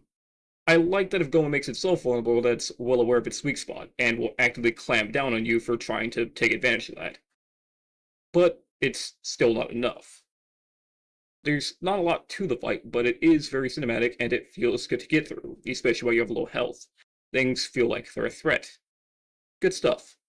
The fact that it also makes you be a little bit creative with what you're doing and how you have to do it is nice. A+. And I'm sorry to blue ball like this, I won't be going super in detail on all the bosses because I'd still like to do a boss rating video. Kind of a really silly thing to do after already talking about all of Majora's Mask and a couple of Ocarinas, but, it attracts attention somehow. When it comes to Ganondorf himself, he's quick, and if you're trying to attack while he's swinging, you'll learn very quickly that it's not worth it in the slightest. He deals damage, a whopping 1 heart per strike, and he's very on top of it with his attacks. Additionally, if you're guarding for too long, he's got a way around that. He will absolutely kick the shit out of you for doing so. And it looks very natural with his movements, so you might not even see it coming whenever it does happen, because lo and behold, he knows what he's doing. He's gonna F-tilt the hell out of you, and also the fight's just cinematic to begin with. I've only comboed him twice at this point. I really like this fight. It's really mashy and doesn't really ask much of you, but on doing what you've done for mini-bosses throughout the game, which is having a fair grasp of the sword combat. The only technique for your sword that you get before this is completely optional, doesn't work very well against him, and that makes you dizzy afterwards. The Hurricane Spin attack. But hey, if you didn't notice it before, 5 hits in a combo now, instead of 4. It's after you get the Master Sword, I'm pretty sure, and it's not much of a boost, but it really makes it seem cool that now he's throwing an additional strike in there. He's stronger now, and it shows that. But also, if you are using your attacks at the wrong time, you won't be able to time them properly to hit Ganon, because they'll always be slightly off from where they need to be. You won't be able to make the connection that you need to. So it'll just be blindly swinging, which will make everything feel like it's taking longer. So, for you to be at low health, and then for yourself to get back up and start fighting with you, all while this is happening, it just feels really good. Additionally, because you can deal extreme amounts of damage extremely fast, stuff like this just feels good, because you and Zelda are on your back legs, it's a bad situation. So, if something like this happens, you can kind of get robbed. I could go on about this fight for a while, because it's kind of like Odolwa in the sense that its difficulty is completely in the hands of the player. If you know what you're doing, he's a cakewalk. But if you don't, and you're just kind of winging it, it'll feel really nice too. Again, there's not a super lot to it, you just come a few times, take advantage of your reaction commands, and wait for Zelda to shoot him. It's that simple. But at the same time, it is very much a showcase of your ability with the sword now you've gotten to this point, because no other item will work on him. It's mano a mano, just straight hands, and some chick shooting him with a bow. It feels nice. He's intimidating, he's towering above you, and it shows that if you did try fighting him earlier in the story, things really wouldn't have worked out. Not because he deals huge amounts of damage, but because you wouldn't have had the vitality to deal with him properly. You wouldn't have had the tools for it either. The Master Sword's one thing, but without the Mirror Shield, Zelda's not reflecting those shots, and he's not getting caught off guard by that either. You would need to do some really insane stuff to put yourself in a situation where that happens. Also, because the fight's mashy as hell, it also gets flashy as hell. And because it gets flashy as hell, you can have some really cool stuff happens that takes advantage of everything going right at once. Like, for example, this. If you're in the middle of attack him and you get the reaction input, while Zelda's also trying to shoot him, you can leap in the air to attack him while he's already trying to dodge you. And with Wind Waker's combat, it knows exactly what to do with the tools it gives you, and it does that very well as far as I'm concerned. It's just good. And now that we're done with that, we have to move on to the one I really don't like. Hello, Twilight Princess. Just press B to use your sword. The combat to start is actually pretty fine, up until the halfway point of the game. Then it gets bad. The ending blow works well to dispatch enemies, but with how little HP enemies actually have and the fact that Link will just sit there for a moment afterwards, it leaves you open. It doesn't really feel worth it at all. Not when 2 combos will put most of the enemies in a casket. For now, let's get on to the tutorial for the sword. Like the game has you do when you finally get it, Halo wants you to show them how to use your sword, which involves going through all the strikes. The explanations for it for all of them are really super simple because they're coming from a child rather than from Russell. So the lack of an explanation makes sense, as well as how close they're standing. They don't actually have you do a vertical slice because it doesn't matter here. Link will basically automatically adjust the height of his swing depending on where the enemy is, but also things like Kagroks and Ways, they fly at eye level to begin with. It's really confusing why the game has to focus on sword techniques and learning them if they're going to do this. Normally I'd write it off as, it's because there's a Wii release, and be done with it, but there's just locking on swinging so it doesn't sit right with me. It's also really cute that Tail does a low downward swing though. That's actually adorable. One of the rare Tailo Ws that appear at this point in the game, which to say is the only one. The stab is here, it's just a good way of attacking a singular enemy at a time, which you'll be doing a lot of because not a lot of enemies will actually try to jump you. Spin attacking is the same as ever. It deals double damage and it'll knock enemies in their asses, which opens you up for another sword technique. So you've got Village Big Bro Link showing off all these sword attacks, having the kids cheer for him, while... holy shit, how am I forgetting his name? Mallow sits there and kind of snarks about everything and talks about it's not that amazing or not that incredible. It's cute because it kind of like, it seems like they're talking about it from the experience of people who have done this before or like played these games before and are now getting to see how they look. But we all kind of know that's not the case. All things considered, the game gives you an idea of how to use a sword, just enough that it can't say it never tried, and then sends you towards some enemies right after this. It leaves you with the dummy, but you've basically been asked to perform each strike once, not perform a full combo. But with the emphasis to try spinning on sword-related stuff, it seems kind of underwhelming, especially considering you never get a formal sword training lesson from Russell or from Link. And after Wind Waker, that really blows. Like, I get it. The kids are kids. They're not interested in complex combos, or they don't really know about them. It's up to the player to do that, because Link is a young man. He should know how to do this stuff. The player should know how to experiment, but they never really give you a real reason to want to. And when you get reasons to experiment, there's never really a real reason to, because the experiments just come to the same end result. Not a dead enemy, but an enemy that's not really worth using it on. It's like if Goku learned the Kamehameha wave and never really had to use it because everyone was going down in a single punch. Anyways, you learn how to do the finishing blow, and one of the first real enemies that'll take out really quickly is a Skulltula. The secret techniques work fine, but there's rarely any time where they're a better option than bread or butter. Separate, not even together. Anyone who's played through a quarter of a 3D Zelda title probably has an idea of how spider or most insectoid enemies work. They're invulnerable from the front. The backsides are the vulnerable parts, and these are slow enough that you can just hop around to their end and seal the deal.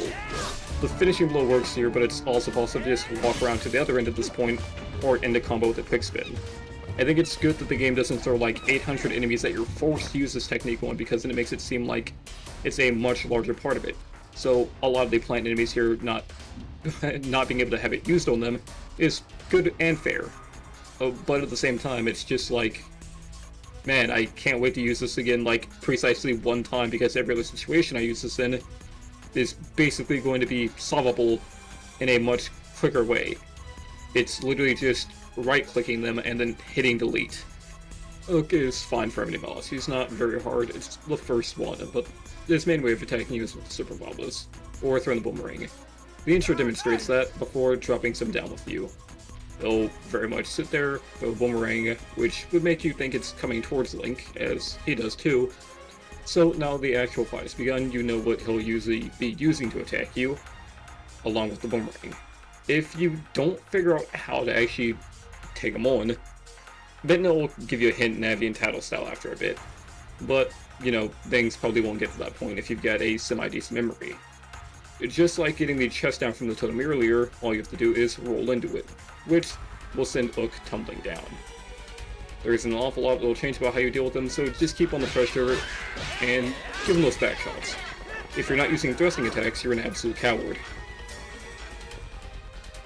It's not very long, and it's not like you can convincingly do skill-wise, aside from jump attack or spin attacking, to shorten the battle. You just beat baboon cheeks until it's the end of the fight. As long as you know what you're doing, this battle will be relatively the same length each time. I don't really think there's a way to speed it up. His rear has like 16 or 20 HP, so get those pumps in, I guess. After all that's said and done, the fight will come to a close. Orana, turn around like Skull Kid did, and then promptly run away. Except unlike his predecessor, Link does not give the worst chase possible. Then we move on. Twilight Princess's first boss does a thing. At this point, you know how the boomerang works, and it's still having you give it a test run against an enemy. You've already had to use the boomerang to throw bomblings into things before, but before you can even initiate the actual boss battle, it still has you do it here, twice, to verify that you know how to use something after you've already done it multiple times just to get to this point, which is kind of extremely grating for me. I really like normal enemies that have just basically been juiced up to the point of being considered bosses. So, under normal circumstances, I would like Diababa.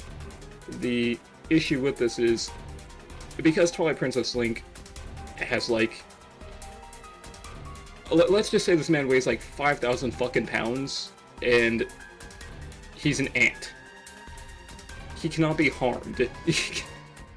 Like, your shield will block their strikes. You have nothing to worry about. As long as you are guarding, they cannot hurt you.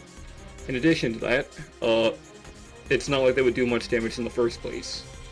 There are ways to heal around the room, so this just ends up being like a really slow-paced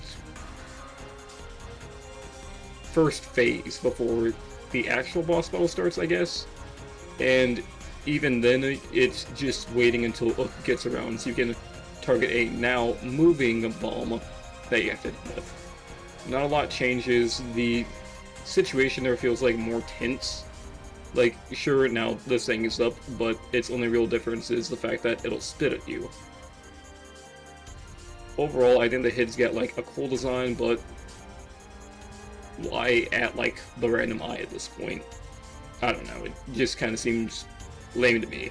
I really love that Ook comes in, that's actually kick-ass. I thought this would happen a lot more as the game went on, but it being one-off here is pretty nice too.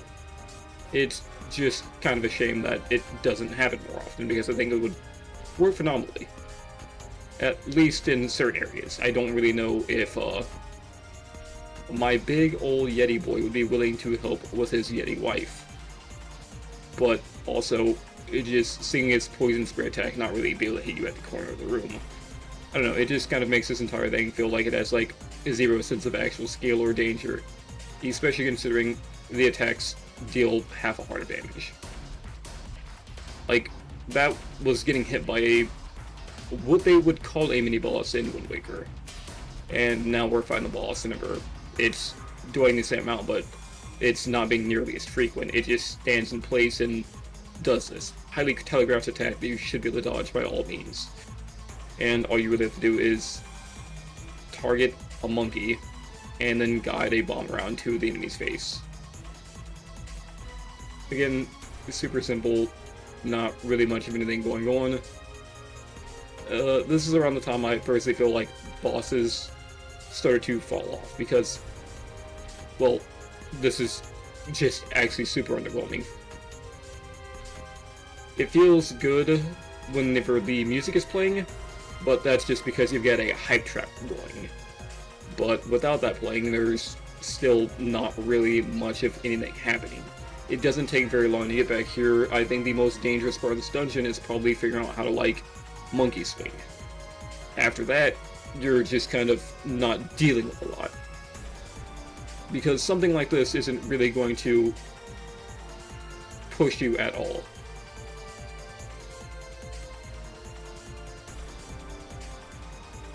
Like, I don't know, this just feels ridiculously slow-paced. Again, I get it's the first boss, but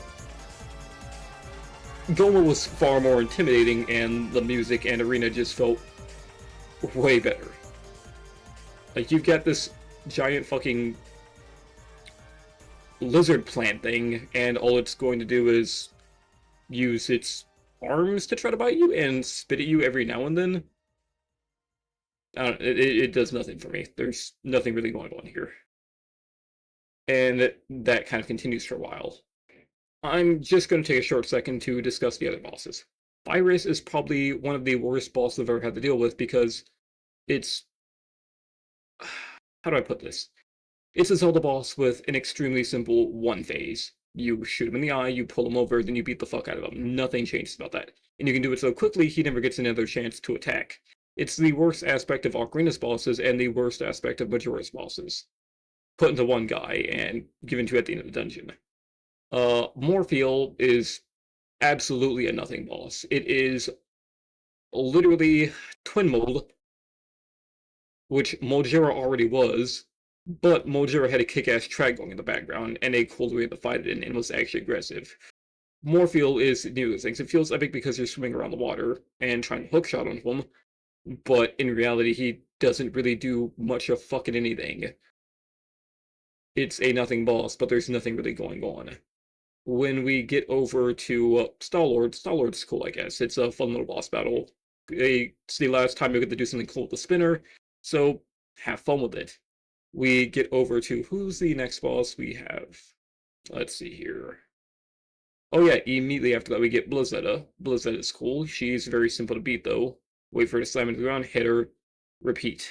Super simple. Armagoma is actually kind of interesting take on it, but there's still not very much happening. And then when we finally get around to Zant, there's also not really much going on there. Oh yeah, I skipped over Argorok, because Argorok does nothing.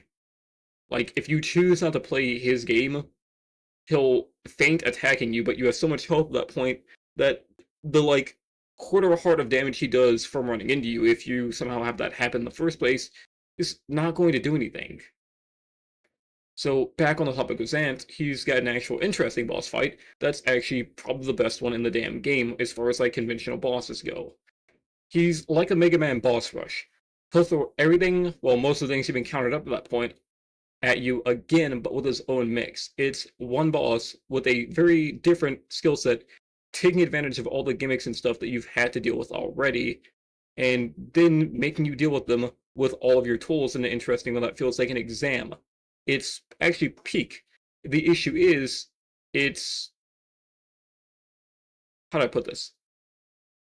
It's a cherry on a pile of shit. Like, it's good, but it really makes me wish that everything else had the same level of quality to it, because they really don't in this game. So, didn't do this with Wind Waker, but I'm doing it here, because while it's as much of a homage to Wind Waker's Phantom Ganon fight, this is a repeat of Ocarina of Time's Ganondorf fight and Phantom Ganon fight, but without the pressure of either of them. Sure, each heart container requires 5 instead of 4 pieces in this game, but if you go with each one after a boss, that's 11 heart containers at the end of the game, not counting the amount of bottles you get. It might only be 4, but at least 3 of them will basically fall in your palms as you play through the game, so with 11 hearts and the potential of restoring 8 of those each time you're in danger, that's presumably 35 mistakes you can make during this fight. That doesn't seem like a lot, but keep in mind this phase only needs 3 actual hits, and with the length of the Master Sword, the only difficult part is the wait between them actually deciding to play Dead Man's Volley with you. Magic Tennis. Additionally, as long as you're locked on, only one of its attacks can even damage you. Wild. If Ganon flies at you with a Zelda sword, then all you have to do is stand in place. Just being locked on is enough for you to not take damage. It's super simple. Then you just have to wait for Ganon to finally launch a magic attack, and as long as you're locked on, this will happen. Unlike in Ocarina, your shield is enough to deflect these. So, what's the attack that can actually damage you? If you ever see a magical or Triforce symbol appear on the ground, that's your sign to actually move, because until that happens, you're not actually going to get hit. The thing is, with already at this point in the fight, I've been targeted by, let's see here, the Magic Volley 4 times. Because this only takes 3 times, the fight is already technically over. Also, you can mess this up and get hit by the Flying Sword attack 70 times if you got the projected 11 hearts, 3 red potion combo. Who's getting hit 70 times during this fight? Like, sure, that's highballing being overprepared, but with the amount of stuff in this game, it just seems a bit excessive to even allow that to be an option. Like, sure, there are multiple phases to this fight where if you fail, you're pretty much placed down and told, alright, you just gotta do it better. And then you have to run all the way back to the dungeon. But the game is really generous with allowing you to save and giving you the option to teleport in and out of dungeons to begin with. So, what are you really losing here? And the Light Triforce attacking at you 35 times. I don't like this as part of the final boss rush because of the fact that, unlike with Ocarina, this game doesn't really make this feel like an exam or anything, because you aren't really... you're not dealing with a hard mode or even normal mode version of this fight. Because there's so much time between our other attacks and flying around the room, it feels like a much more unfocused version of Phantom Ganon and Ganondorf in Ocarina of Time, but without the need to beat them to a pulp after they land or shoot them. Like, it's just... I don't know. Well, I do know, but it's nothing polite that I want to say about this, because people very clearly put hard work into this game, but at the same time it's like a complete and total downgrade. It's just a bit more than disappointing, all things considered. Low damage, long wait times between attacks, and it's already a persistent issue throughout this entire game, but more so at the very end. Like, what are you doing? Not only that, but when it gets to Dead Man's Folly, it's not even about like well-placed, well-timed attacks anymore. You can just basically keep combo mashing and you'll be completely fine. Whack. You know what absolutely isn't whack though? The Beast Ganon fight. The Beast Ganon fight is fucking fire. I really, really like this fight. Because despite it doing the same homage thing that Phantom Zelda just finished doing, or Ganon Possessed Zelda, however you want to fucking look at it, it's a much better flow. Because it features something that you've also been doing for a long time in this game, just in different ways. When you had to deflect Gorons, guess what? It required you being in the same weight class. You don't have a choice of being in the same weight class here. And that's nice. It's got a nice mix of things going for it. Ganondorf is making use of Twilight power. Well, what do you have that would allow you to do the same thing? Your Wolf-Link transformation. So, you aren't just fighting solo here. Now you're actively working with Midna like you've been doing throughout a large portion of the game. But this time, it's actually for a boss. And again, that's cool as shit.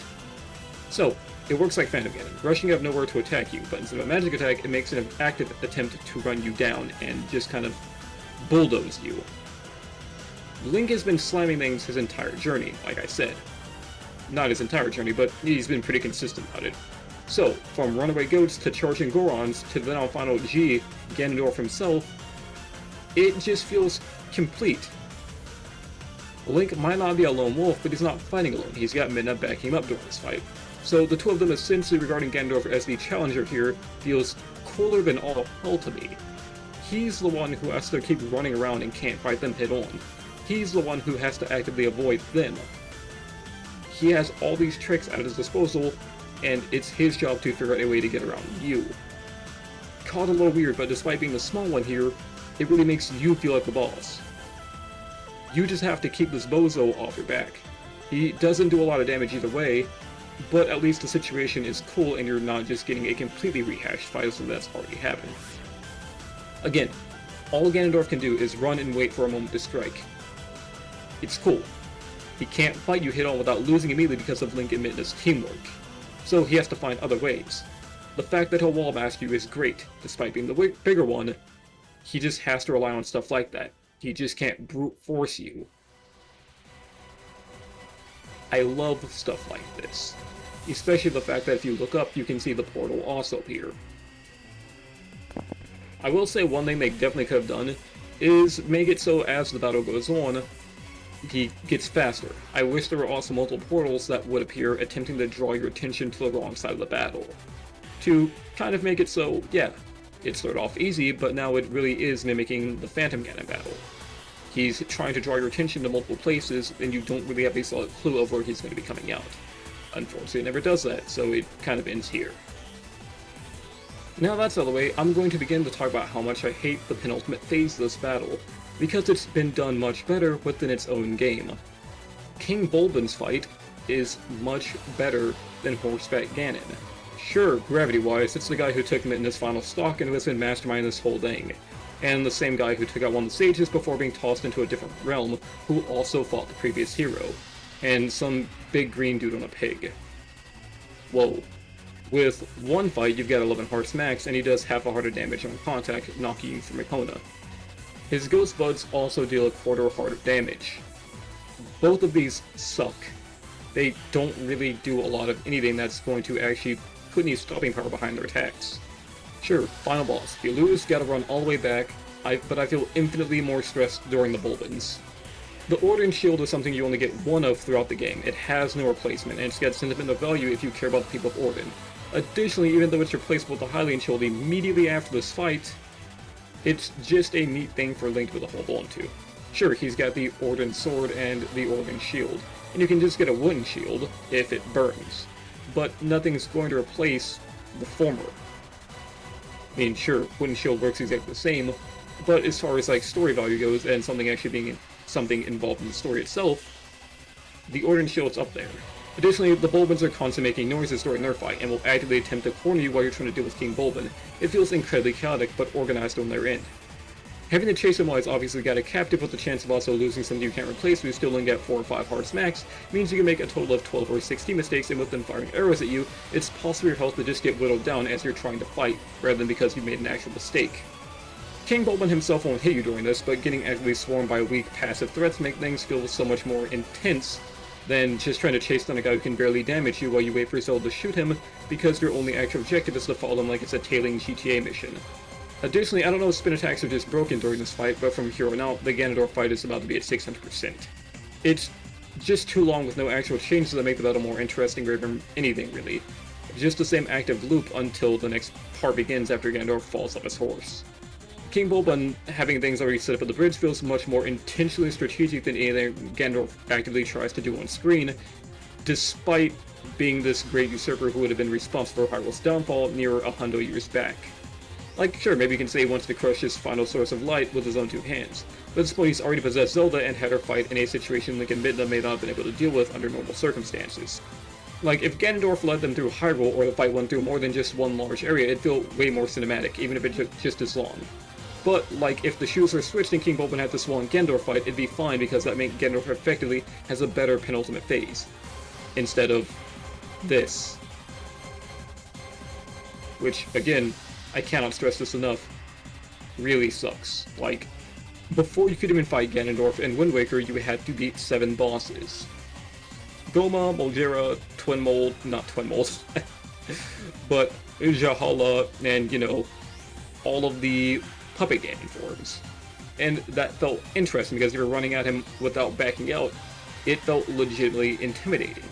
Here, I had to literally see if the game was bugging out or something, so I swapped swords back to the Master Sword after switching to the Ordnung Sword, and it finally progressed.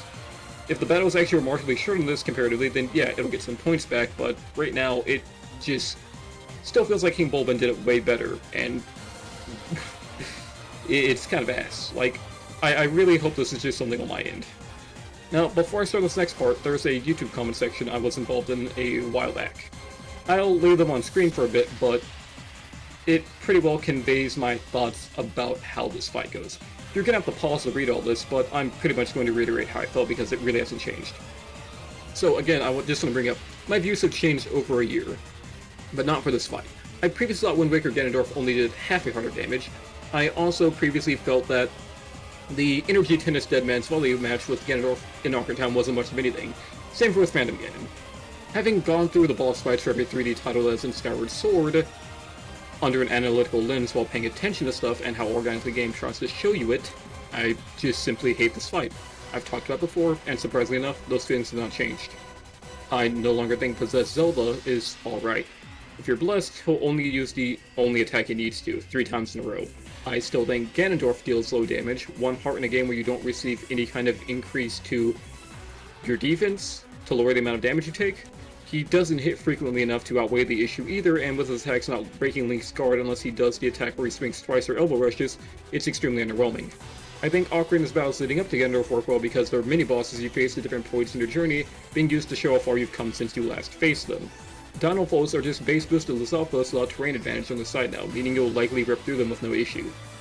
The Stalfos twins are a cakewalk, especially considering it's the same kind of environment you first fought them in, but now you've got upgrades and more items and a larger magic meter, potentially have damage, and also the bigger one sword if you went through the things you need to get that, giving you insane reach on them and insane damage on them. The black and silver iron knuckles you can just tackle one at a time. It feels nice because even though Ganondorf has Zelda, you've infiltrated his castle, broken through his barriers, and now cleaving through the last of his defenses. He can't stop you. Wind Waker Ganondorf feels supremely better on the basis of it being a sword fight. It may not be mano a mano, but it feels like Zelda actually has a reason to be there. Wind Waker Link had to be recognized as a hero through his deeds and actions rather than being born into it. So for Ganondorf to be the only wall he can't overcome alone, it makes this feel very powerful. Additionally, because of the fact he's not just shown to be just evil, it's possible to sympathize with him as a character to some degree. There's a chance he could be lying. "Give Hyrule to me" isn't super convincing that you'll be a good ruler, and if he did actively strike Link and Zelda down, it'd be inarguable that he wouldn't be dangerous to let rule. But the fact that he spares them could also be to force him to see what kind of world he would create. Or just because he genuinely wants to return to the world as he knew it. I personally don't think he really cared about it until he had a sword put in his forehead. At the thought of Ganondorf finally having come to care for what could have been had he not been a tyrant. and the Master Sword being left behind with him, working to truly erase Demise's curse or what's left of it, when the one thing linking it felt that hate extinguish. With that in mind, my main argument for why this fight sucks is highlighted in those comments. Ganondorf himself just falls flat for me because of the failure to implement the things that would have been extremely cool to have in a 1v1 sword fight of a final battle. I completely understand the mortal draw not being usable given it's a one-hit kill, but the fact the only skill that matters here is the ending blow just feels like an ick. You spend the game learning how to fight, eventually obtaining all 7 of the not-so-hidden sword skills, becoming a true successor to the hero Shade, and the light that will truly save Hyrule. All but 2 of the sword skills you've learned are absolutely useless during the fight. You can't start him with a shield parry, so the Helm Splitter and it are immediately taken out. The Mortal Draw cannot actually hit him, so that's out too.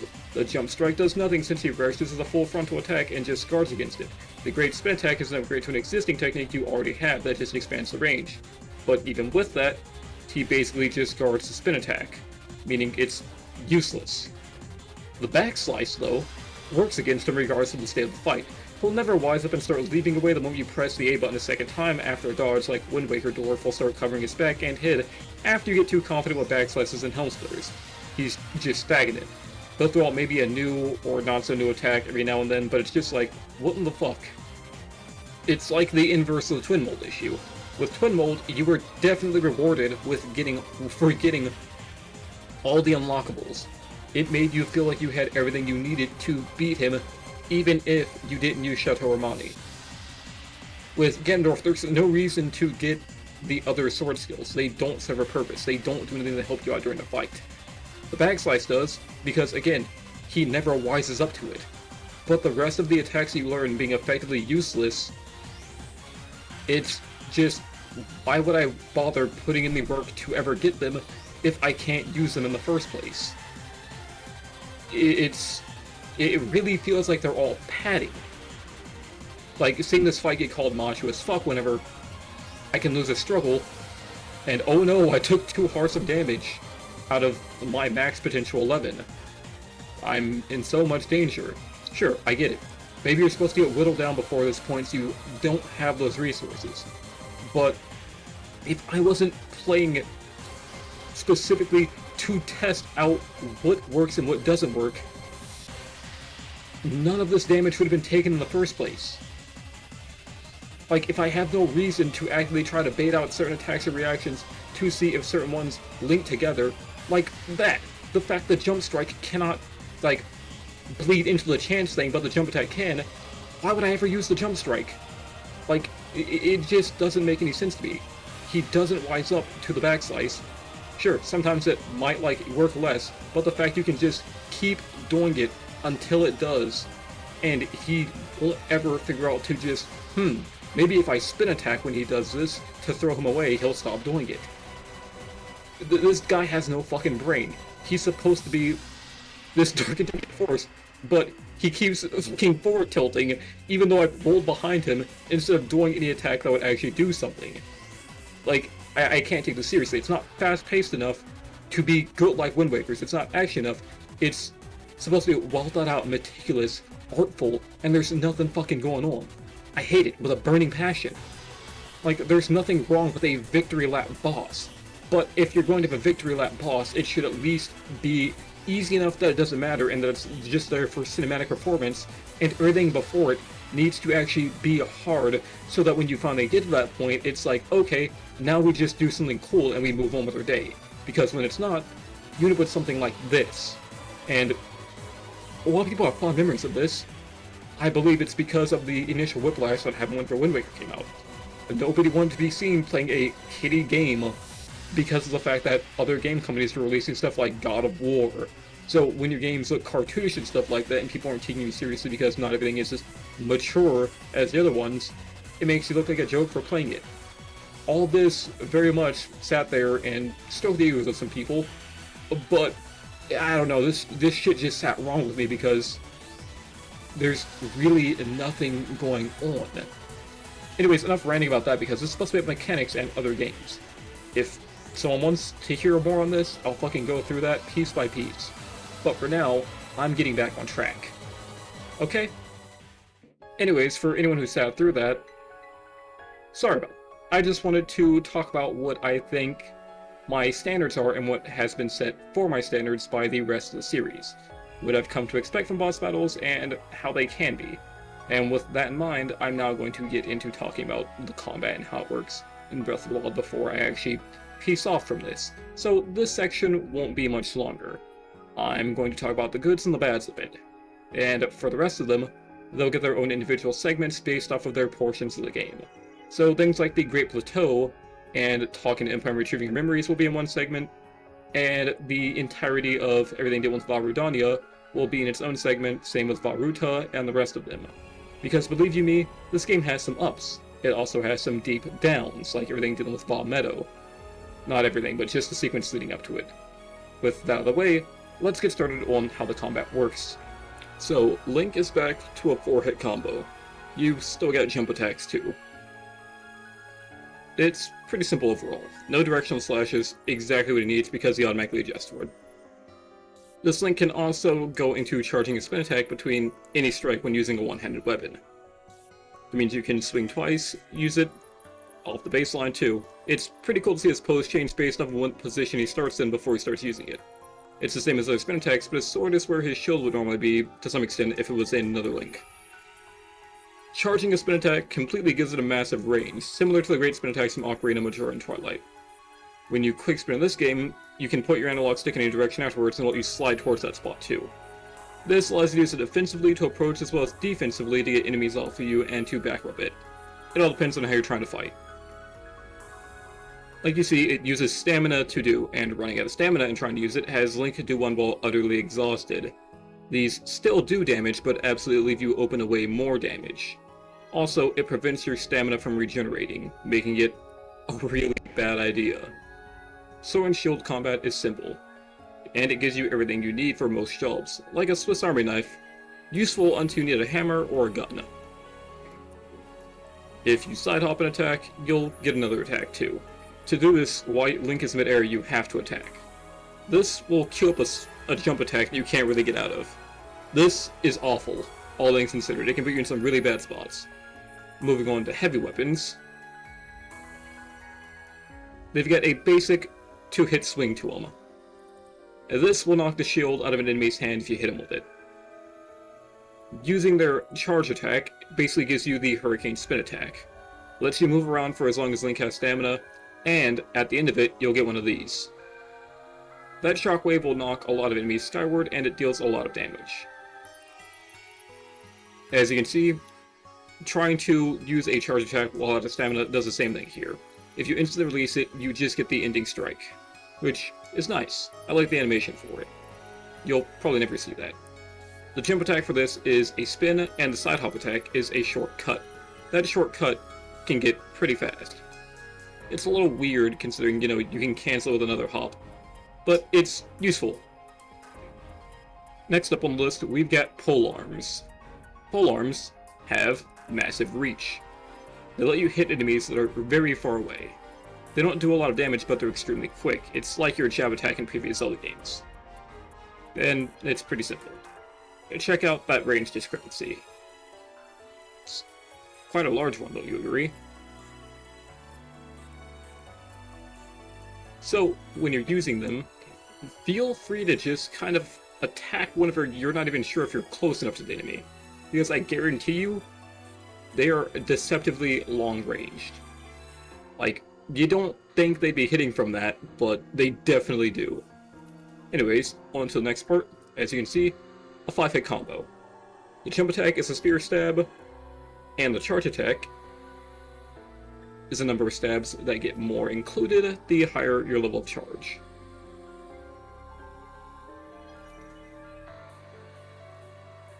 The side hop short stab doesn't do a lot and it's not very fast. I'd say it's best left avoided at most costs. Not at all costs. It won't really risk you much of anything, since as long as you're locked onto an enemy, it will hit them, and might even allow you to stun lock them.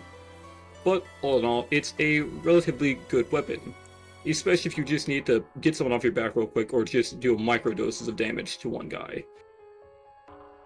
Moving on to the bow, we've got multiple different types of ranges for them. Your standard bows fire like this. It's still a third-person view, not very close. more special bows will let you do things with a duplex bow and fire a multitude of arrows, ranging from 2 to 3 to 4 to 5. And then you've got bows like the Golden and Finric bow, which allow you to go first person with it and shoot generally farther than both.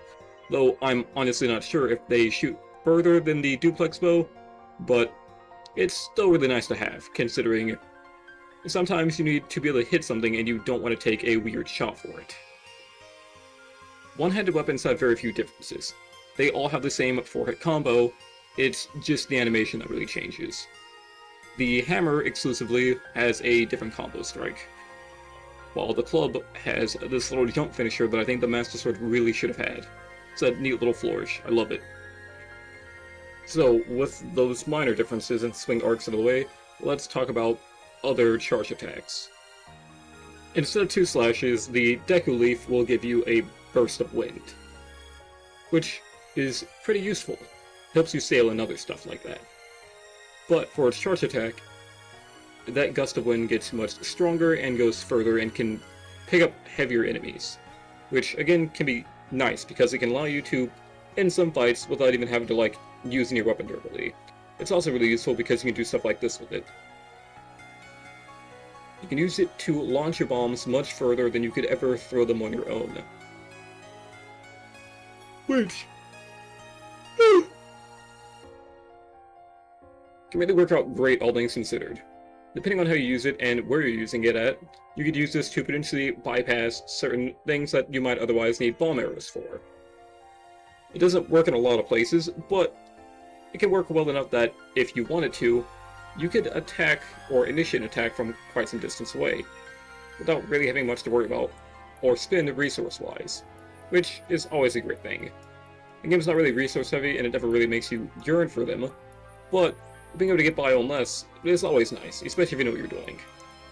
Next up, we have the Wind Cleaver. It's like the duplex bow in that it only drops from Yiga members. With the Wind Cleaver, you can do really neat things. In classic Zelda games, if you attacked, you got to fire sword beams for it. The Wind Cleaver just does that every time you swing with it. It shoots out a short-range wind beam that can be used to hurt enemies that are further away from you. If you charge this, on the other hand, you get anime.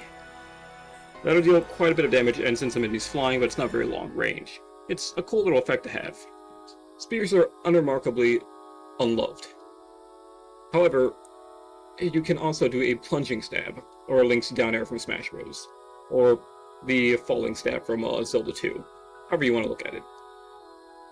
Whenever you normally jump attack, you get that, but if you run off a ledge and hit the attack button at a high enough speed, Link will instead do a plunging stab, which is really neat. Normally though, you have to paraglide at least once before you can do it. However, you can do that in pretty quick succession to just kind of let it happen immediately. It doesn't take much, but if you're falling from too high, while you'll definitely build up that speed, you'll also be paying back a little bit of health because it can do some damage, but it can also damage you. Combat in this game is weird. I like it a lot because, honestly, you're usually thinking about a lot of stuff that is going on all at once. Like this. Normally, Daruk's protection, an ability you get from clearing Varudania, will consume a use if it goes off. With this right here, I don't know what the hell I did, because it doesn't seem like it even hit me, but swinging at the right time seems to have completely disarmed him. I don't think that's a fucking feature, I think it was just a bug. But if that is something you can just do, it's incredibly weird. That said, one of my favorite things about the combat is how you can take it at your own pace. From this point, I'm immediately doing problem solving.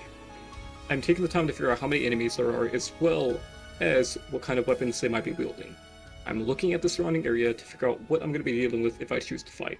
If I can't spot how many there are immediately, I can aggro them to make them show up so I can tell how many there are. Because it's nighttime, I've chosen to attack at a time whenever they will be asleep, which means I can sneak up on them a lot easier than if they were all active and mobile. Testing here to see what kind of range their Watchman has, it's very simple to just walk forward, see when he aggros you, call back, and see what the maximum amount of range you have is. Stand up, see if he'll notice you there. Afterwards, I pull out my bow and get ready to take the shot. He notices me, so I have to back up a little bit. And that way, I don't end up pissing everyone else off. It won't really do anything in this situation because they can't reach me in the first place, but it would make it a bit harder to approach if I aggroed them and then dropped the bridge. I'd have to deal with 4 angry enemies. Because I didn't do that, I can now take out their watchmen, which means I don't have to worry about someone keeping watch, rotating constantly to see what is going on and paying more attention to everything else.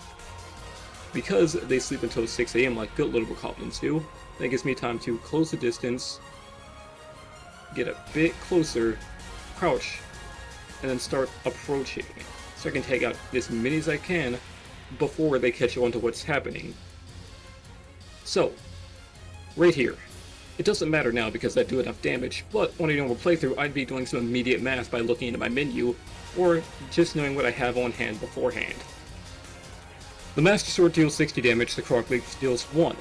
The Wind Cleaver deals 40 damage, the Fire Spear does 24, Axe 3, Club 46, Greatsword 52, Spear 26, and the Hammer 1. These sneak attacks deal 8 times the amount of damage. So, let's look at what we're working with now. The enemies have 72 HP, and the last one has 240 HP. With our previous weapon stats, it would have taken multiple hits. For the blue Bokoblins, it would have taken 2 hits. It would have been 4 durability off my sword for each of them. And it would have been 4 for that final one, the brown one. So that would have used 8 durability points off my weapon. People complain about durability a lot in this game. I genuinely believe it's a skill issue because of their playstyles. If I sneak up on these enemies, I can use 1 strike from each of my weapons. And nearly every single one of them would instantly kill. This would save on weapon durability, allowing me to use the weapons I want for a lot longer. We're going to go into another example of this pretty soon, as well as talking about certain mechanics I really don't like. So let's continue for now, right? So, as you can see, I mule over my choices. I make sure I'm using what I would want to use, and looking at them. This should be enough to deal with it, right? Well, screw that, he woke up. Now my plan's ruined, which means I have to attack them, right? Yeah, I've got to take 3 hits from my spear to murder both of these blue Bokoblins, reducing its durability by 6 total. That's not good. However, it is very much probably on-the-fly problem-solving this game has you working towards this entire time. You figure out how to take out enemies and how to deal with them. What you can do and what you can't do. What you can get away with and what you can't get away with. Is it worth it to just run away and approach at a different point? Or what is effectively going to be nothing? No, you should look around and see what they have. See if it's worth taking and see if it's worth anything to begin with. Because otherwise, you could just be wasting your time. However, given you know your points of interest at the beginning of the game, is it really wasting your time? Like, anything that isn't moving towards one of the Divine Beasts could be seen as wasting your time, because, well, a lot of these fights are completely optional. There's so much you don't have to do, and that you can just run by. But is that what you want to do, if it's going to leave you worse off aware when it comes to combat, as well as gathering resources? I'd say no. It's probably a good idea to play through the game and get used to things and figure out how to fight. Because right now, because he has a weapon, he's a low-stakes enemy. I have very little to lose from just going all out on him and trying to get better at what I'm doing. I also have very little to gain. I could disengage and go do anything else I want. But instead, I choose to fight. Why? For the video, of course, but aside from that, to prove a point. There are multiple ways to approach the situation. You have so many tools. You could use a drill, you could use a hammer, you could just ignore it, you could use glue. There's so many things you can use to staple these things together, including staples. So, I walk up and I stab him in the back. Well, look at that. He barely survived. 32 HP remaining. Well, here's the thing for you. He's near a ledge. This entire time I could have used my Croc Leaf and just removed him from the problem entirely. All I've taken is 1 swing to send him flying off of it. He falls, and he's completely gone. No longer an issue. I don't have to fight that enemy. There's so many levels of problem solving that you could be on. Some might not work at all levels of enemy. But on the other side of things, there are very much solutions that I feel create more problems. When you perfectly dodge an attack, it initiates a state called Flurry Rush. I really don't like Flurry Rush. It's... Putting it mildly, I feel like it's a massive waste of the potential the game has. Here's what it does. It slows the enemy down and you get to launch a number of free attacks at them. All for free. The only requirement is that you dodge. It is very low risk, high reward. Now, with parrying, it is high risk, low reward. You have to perfectly figure out when the enemy is going to attack, and if you mess up, all that happens is, oh hey, you take a full frontal blow to the face, which is going to take a large amount of your HP more than likely. It's very dangerous to do. Whenever you dodge, however, Link continues to have his shield out, which means you can be in the middle of dodging, mess up a Flurry Rush attempt, and now check it out. You've only had your shield hurt, not yourself. This is why I don't like it. I very much feel that Flurry Rush should have been a case of you either need to have basically no HP remaining, Link should be flashing red, or alternatively, you should have full health. He's in a flow state right now. He has not been touched, he's in perfect condition. Versus him being on death's door and closer to who he used to be than ever. I feel that'd be a lot better than, what we ended up with. Parrying, on the other hand, could have also been done much better. See, the thing about parrying is, it is extremely high risk, high reward. It can instantly destroy some enemies. However, because you have to risk either eating a complete total full frontal blow and taking 100% of the damage you're intended to, it's just not a very enticing option. Sure, it looks cool when you do it, but other than that, what's it really do? It can disarm enemies, sure. That's nice, but you know how else you can disarm an enemy? Lots of ways. You can lose electricity damage, you can knock them on the ground, you can hit them with a heavy weapon. Anything that sends an enemy into ragdoll mode can potentially disarm them. But parrying, again, it just seems like the wrong move every single time. If parrying instead opened them up to something similar to a sneak strike but not dealing as much damage, I feel like it'd be a lot better. Caught a Dark Souls repost. They try to hit you, you smack the strike aside while they're off balance and open, you follow up. There are critical hits in this game. Things like hit shots using a spear on horseback, all that fun stuff, will deliver a critical hit to an enemy. This deals double damage. It's nice, but it's also extremely underutilized because of the fact that I don't really think they're confident. Like, look at this for example, right? I parry the strike, and I attack. I could have also just run up to him and just done that to begin with. In exchange for basically my entire collection of hit points, if I mess up, I get to hit him 4 times. It just doesn't seem that worth it to me. Like, look at this. He's on death's door, I'm on death's door, we decide to knock together, and bam. I could have just tried to dodge that. And if I messed up, nothing would have happened. I could have tried to parry that, and if I messed up, I would have died immediately. It's about as good as putting your neck under a guillotine and hoping the guillotine does not fall. I complain about it in Twilight Princess, and I won't do it here.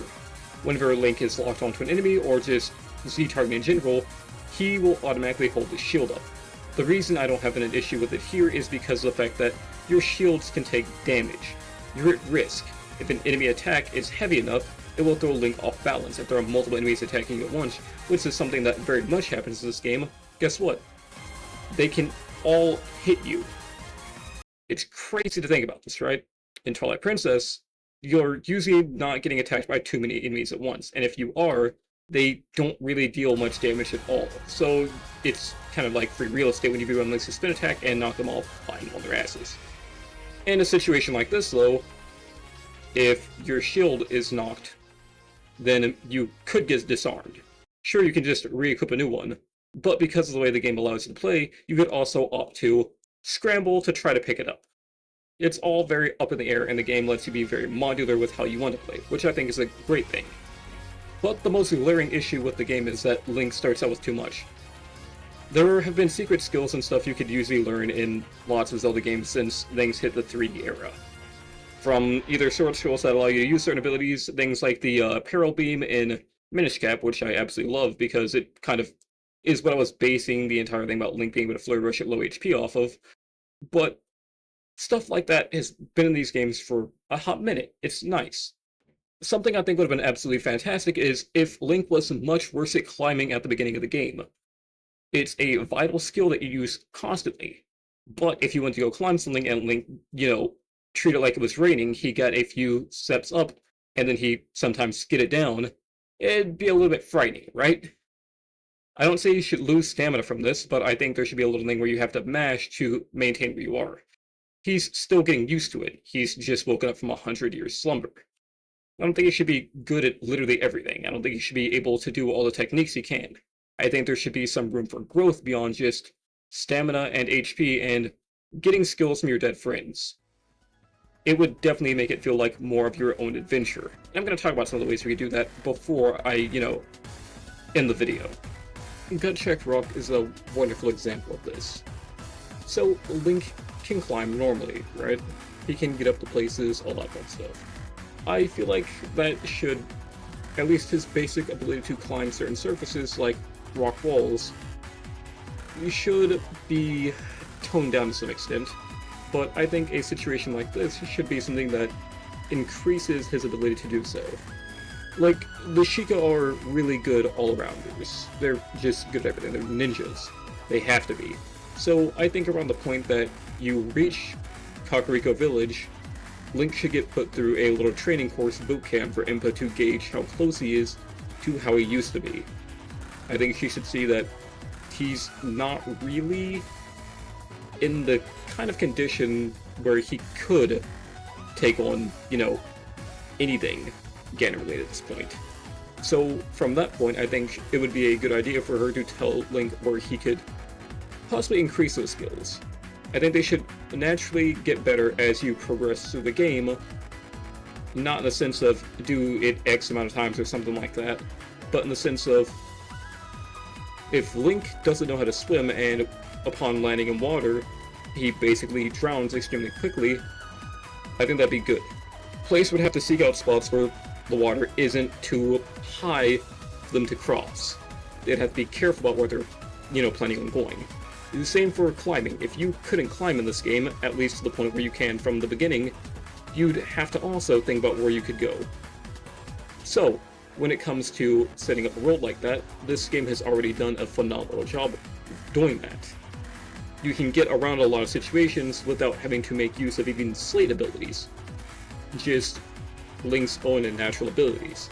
So, something like Gut Check Rock allowing Link to climb more sturdy surfaces and starting from the bottom would be good. Like, for this minigame alone, until Link clears it, he isn't really capable of climbing very well. They give him equipment for it. So, how does that benefit the player? It benefits the player by giving them an option. When they start the game, if they're comparing their playthrough to a friend's, maybe they took an entirely different route. Maybe they played this game. They figured out that you can get something that allows Link to climb. So now they can take completely different routes from their friends who haven't gone this way. Which would open up their eyes to see, hey, maybe I should hit that way. It would encourage players to try out different things. If you couldn't swim and, you get told to hit the Zora's Domain, kind of an issue, right? So, whenever you hit up there, maybe they have Sidon teach you how to swim again. He knows that Link is still pretty bad at it, but he could be better. So, what does he do? He shows you how to properly swim.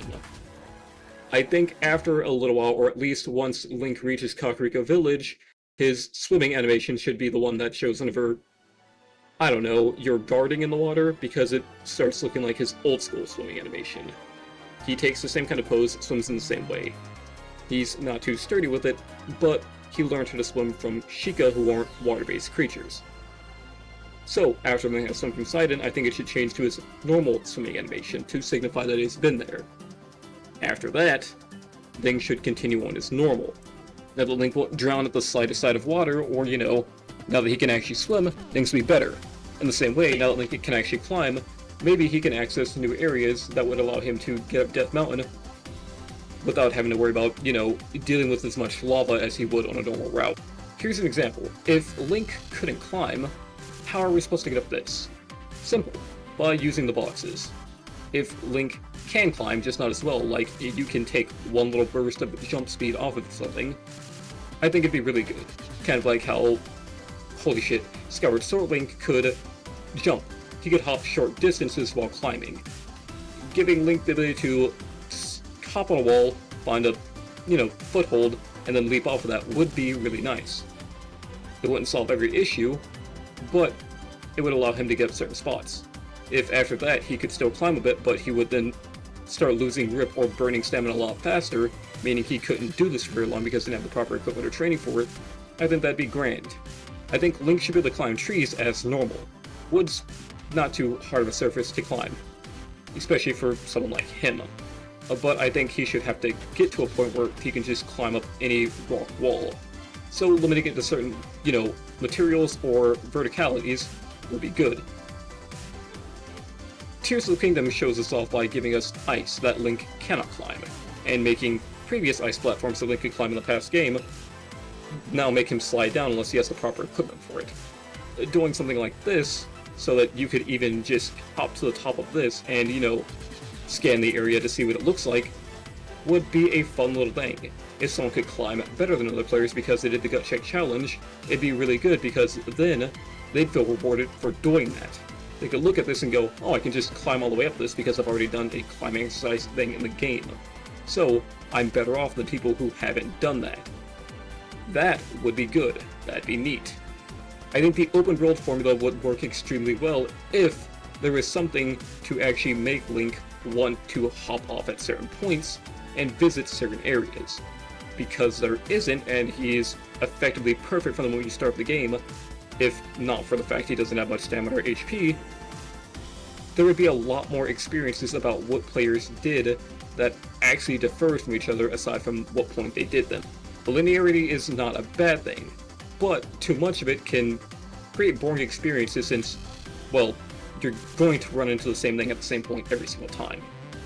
Like, Ocarina of Time. Sure, you can go and collect heart containers and all that fun stuff, which will break up the monotony of the gameplay, but are you really changing the point at which you do anything?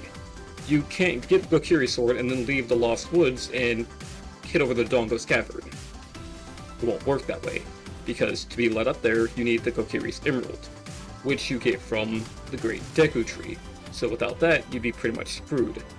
And without bombs from Dongo's Cavern, you can't go visit Zoras, you're pretty much sealed off.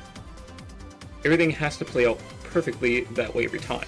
While you can go get the bombs from the Dongo's Cavern, and then hop out and go do Zora's Domain, there's nothing that really, rewards you for doing so. There's nothing in the Dongo's Cavern that requires the boomerang to interact with or as a way to cut down the travel time. And there aren't any items you can buy to make the trip easier either. It's just kind of, the same every time. And Breath of the Wild's the same way too, to some extent. It gives you more freedom, but that freedom is based off of how much stamina you have. Health helps too, but less so because you can actively upgrade your health, and you have things that can constantly recover health that are far more common than anything that would recover your stamina. It's a great tool for exploring the world. So, something I want to talk about is how things should be broken up, and even potentially introducing traditional Zelda items to the formula and how they would work. Because right now, whenever it comes to the amount of effort it takes to access each Divine Beast, they're on extremely different levels. If you're not sure what I'm talking about, think about it like this, right? How do you get to Vah Ruta? How do you get to Vah Naboris? How do you get to Vah Rudania? Now, what does it take to get to Meadow? The scale of these is insanely unbalanced. Ruta is an amazing start for the game.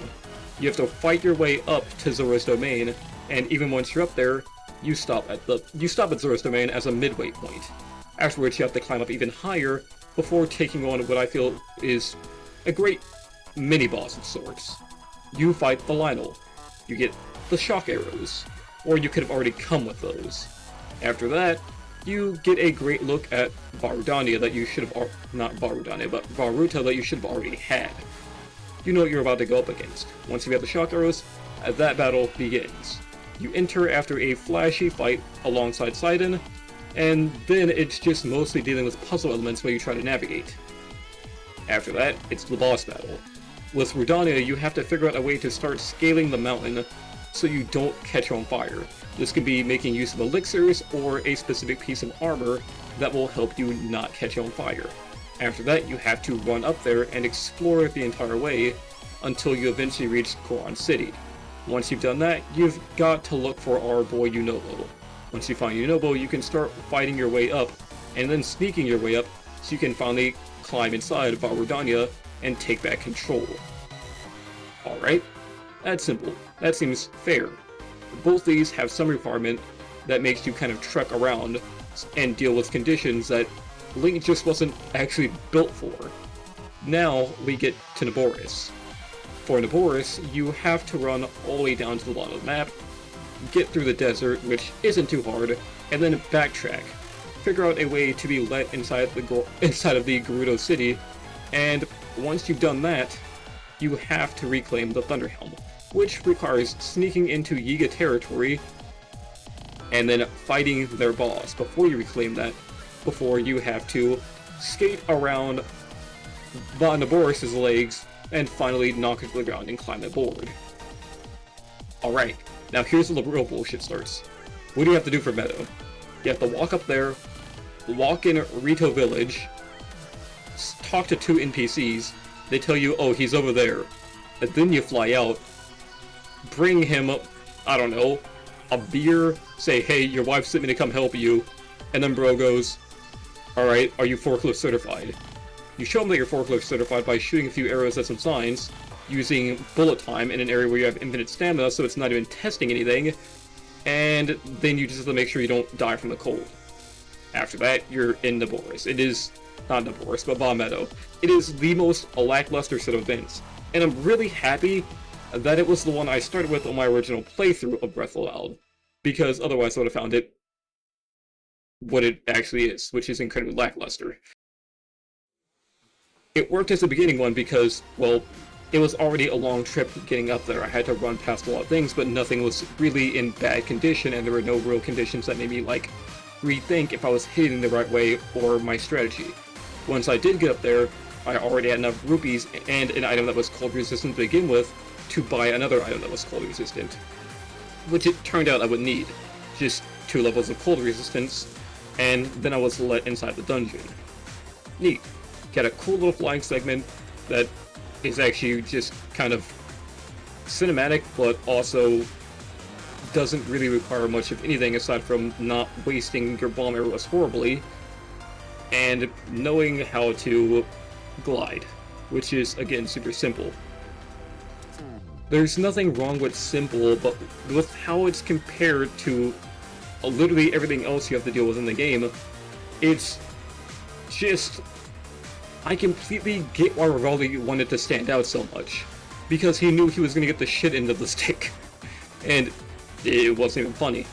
Like, Rito are not Aarakocra, but in D&D, Aarakocra lived for, like, 40 years.